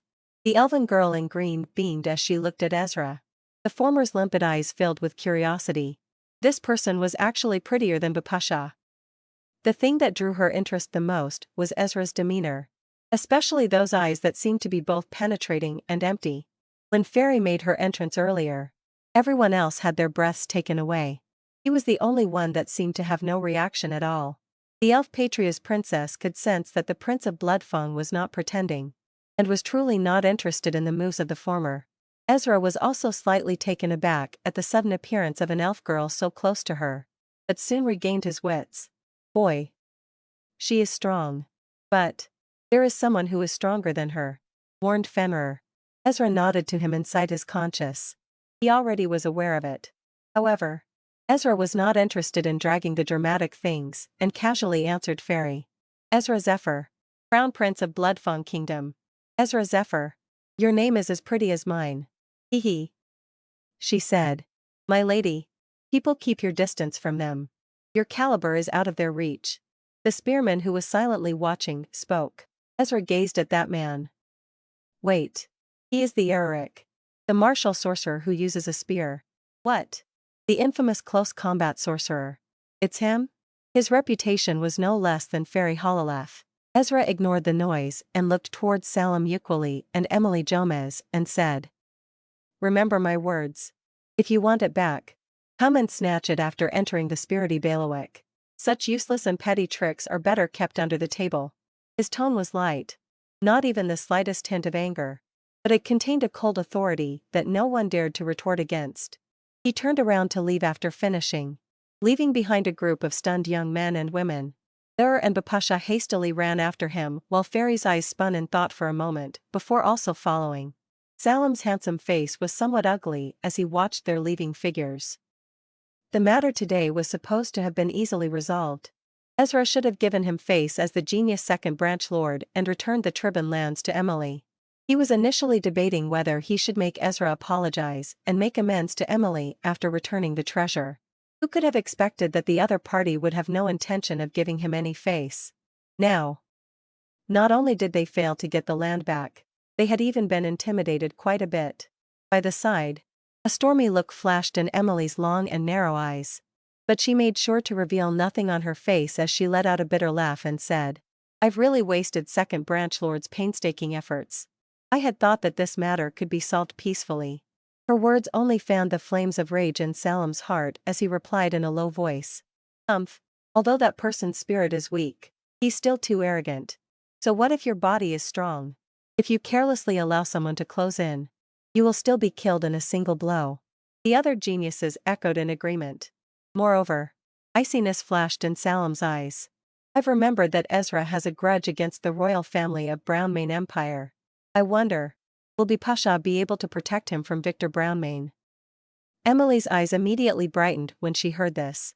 Only a handful of individuals amongst the younger generation of the Naren continent could compare to Victor Brownmane. He was, after all, someone who had slayed a core formation stage expert with the strength of the chi brightening stage. Though that handsome pretty boy did possess a second chance at martial prowess, he would not be able to find any advantage against Victor. The spirity bailiwick is filled with mystery, and anything can happen there. And no one can possibly protect him all the time. Once they're separated, killing Ezra will be as easy as a flip of the hand. Salem looked towards Emily as he continued. "That's why there's no need to worry. A mere chi brightening stage kid won't be able to create any splashes." Emily smiled faintly, her gaze seemingly much gentler when she looked towards Salem. Salem suddenly said, "The envoys from the 7 sacred sects will arrive at Spirity City tomorrow. I believe that the Spirity Bailiwick will open soon." Joy and anticipation were revealed in the eyes of Emily and the other geniuses. The Spirity Bailiwick was surrounded by a giant holy river. It was said that even a leaf would sink when it fell into the waters of the holy river, while fog dominated the sky above the river all year long. This fog was extremely strange. Anyone who entered would immediately lose his sense of direction, and a single wrong turn was all it would take to fall into the river and drown. Fortunately, the mist would grow thinner every once in a while. As long as a powerful practitioner took advantage of this timing, a route could be torn open, allowing people to be sent in. There were no practitioners of this level in the Naren continent. Only the 7 sacred sects had such power. Hence, they would send out envoys to help open the Spirity Bailiwick, which also gave them the first pick of the prided geniuses that managed to distinguish themselves from the rest. The arrival of the envoys from the 7 scared sects meant that the Spirity Bailiwick everyone yearned for even in their dreams was about to open. "I'm so mad. That bastard Salem. I'll definitely kill him a lesson if we meet in the Spirity Bailiwick." Along the way, Thur was still seething, clearly rather miffed that Salo had actually dared to spout that in front of Ezra. The prince chuckled but did not say anything about this topic. Although there were some twists and turns, they ultimately succeeded in obtaining the magma core and second circle spell. He would borrow the power of these 2 resources to add to his current strength. Once he did so, he would surely gain something fancy. He suddenly turned his head somewhat helplessly and looked in Pasha's direction, only to find Fairy grinning widely as an unending stream of words left her mouth. "Prince Ezra, tell me about your journey?" Ezra was split between being annoyed and amused, but she could not be bothered to explain things. So he ended up ignoring Fairy. Pasha said to Ezra, "I'm hungry. Let's eat." A smiling Fairy quipped, "Everyone since fate has brought us together. Let me treat all of you to a meal. The delicacies of the House of Geniuses are #1 in Spirity City." Eric silently watched as the princess offered the meal to her new group that she thought as her companions. Pasha paid her no attention. Thur's eyes began sparkling when he heard the word delicacies, while Ezra was naturally indifferent. Although the princess was a little odd, she was indeed very strong, and having more friends was something Ezra would not reject, especially someone that beautiful. Hence, the group was led to the upper floors of the House of Geniuses by Fairy. However, Ezra's footsteps suddenly froze the moment he stepped onto a certain floor. He lifted his head as if sensing something, and looked towards the far right where a figure in red clothes was peacefully seated next to the window. The seats around him were empty because of the astonishing chi that swirled around his body, an aura that made everyone wary. When Ezra's gaze fell upon the figure in red, the monstrous wolf of Norse in his body warned him to be cautious. The chaos force snaked on his palm and flickered as an intense bolt occurred on his hand. The emotions on Ezra Zephyr's face were cut away bit by bit. still as a statue as he stared at the figure in a red dress. What is this uneasiness? Pondered the Prince of Bloodfang. The figure in reddish robes also seemed to sense something. The moving wine cup in his hand, pausing slightly, before he slowly turned his head and saw Ezra with his slanty eyes. The gazes of the two met at this moment. The entire world seemed to fall into silence. The man in red saw the wolf shoulder plates and the crest of Bloodfang. Ezra gazed at the unknown and he frowned when his sight landed on the symbol on his robe. Spiritual energy rumbled in their bodies as their blood began to boil. In an instant, both of them simultaneously knew who the other party was. The Bloodfang Kingdom. Ezra Zephyr. The Brownmane Empire. Victor Brownmane. A surge of powerful chi swept out from the figure in reddish robes, like a storm. The flesh, blood and bones in his body seemed to vibrate at this moment as a faint lion's roar echoed. A mighty and dignified aura spread from his body as if he was a lion himself. The other diners in the vicinity were also caught in the aftershocks, their sorry figures backing away one after another. Although they were pretty mad inside, they could only swallow the angry yells that were about to escape their mouths when they saw who the figure was. The mighty aura converged into a maelstrom of power before sweeping towards Ezra. Hee. My. Isn't the second prince of the Brownmane Empire being a little too tyrannical? This place isn't owned by your empire. Can't you let others eat in peace? Fairy Hololetha's peach blossom-like eyes narrowed slightly as she softly chuckled. She took a step forward as a similarly powerful mana burst out from her body, completely blocking the pressure from Victor Brownmane. Ezra's face was unchanged. The only difference was the black bolts dancing around his body. He raised his hand. It was as if a flash of lightning from hell had shot out. The powerful chi from Victor seemed to have been pierced by something, emitting a faint sound as it disappeared without a trace. The choking pressure followed suit, fading from the area. Prince of Brownmane Empire. If you attempt to do anything similar again, then I will never hold back regardless of our country's affairs. There was an angry expression on Eric's face. Why was everything going wrong today? Why did it seem that every bad person is colliding with the young lady? He really could not take it anymore. The spearman of the elf race raised his hand and with a sparkle of light, a whitish-yellow spear came into being within his grip. He unleashed his mana, and a surge of blinding light mana drowned the restaurant. He proved that his talent is no less than that of Victor's. Ezra's expression was akin to still water. It was like the light did not affect his red eyes. He only stared at the second prince of Brownmane, his 5 fingers tightly clenched around his palm. The chaos force thundered as if it wanted to burst out, but it was firmly suppressed by him. The view before his eyes seemed to ripple faintly as if a long-forgotten memory had been unlocked. It was an ice-cold altar. He had been placed at its center, and in front of him lay another tiny baby boy. When he looked over, the baby boy seemed to smirk at him. Ezra's eyes gently closed, darkness descending, before being opened once again as the view before him returned to normal. Everyone on the floor watched the standoff as low whispers and cries of shock sounded. Is that the Victor Brownmane of Brownmane Empire? He is indeed as powerful as the rumors say. TCH. Is that Fairy Hololeth? And the Eric the Spear. These two elves are not easy to deal with. There's also that otherworldly wolf-clothed guy. I've heard that his martial spirit was stolen by Brownmane Empire. That's how they became an empire out of nowhere. No wonder he was able to dispel Victor's pressure with a single finger. But who is that other kid with duo swords in hands? He is with the Bloodfang Prince. It's Bloodfang. I know the story behind them. I heard that the Brownmane Empire rebelled against the Bloodfang Empire, and the phenomenon of the lion devouring the wolf back then refers to them taking the martial spirit of the Bloodfang's prince. While that prince is called Ezra Zephyr. So that's it. These two truly are old enemies. No. The one who stole was Victor's elder brother, Crown Prince Benedict. But the gap between Bloodfang and Brownmane is too great. With the power of Brownmane, he would have likely been swatted to death by a single palm. Numerous voices stealthily sounded as many people watched this scene in interest, while everyone thought that a battle would break out. Victor suddenly withdrew his chi, his expression neither happy nor angry as he stood up. He did not speak, eyes directed to his front as he brushed past Ezra and the rest. Only when he passed by Ezra did his footsteps finally pause for a moment. He did not look towards him. eyes fixed on the empty air in front of him as he spoke in a seemingly disappointed manner. My brother has given you so much time. But you have used it wisely. Let's meet at Spirity Bailiwick. He nodded his head with a smile. No further words as he walked down the steps. No change at all could be seen in Ezra's expression. He slowly released his grip. The chaos force lightning on his palm finally suppressed. Let's eat, he said. The group seated themselves at a table. Fairy's peach blossom-like eyes curiously sweeping across Ezra's body as she asked. You quarrel with Victor Brownmane? Shall I play arbiter for the both of you? Ezra chuckled and answered. It's a life-or-death quarrel. And only one of us can live. Fairy was silent for a while. Before she said. Then you're truly unlucky.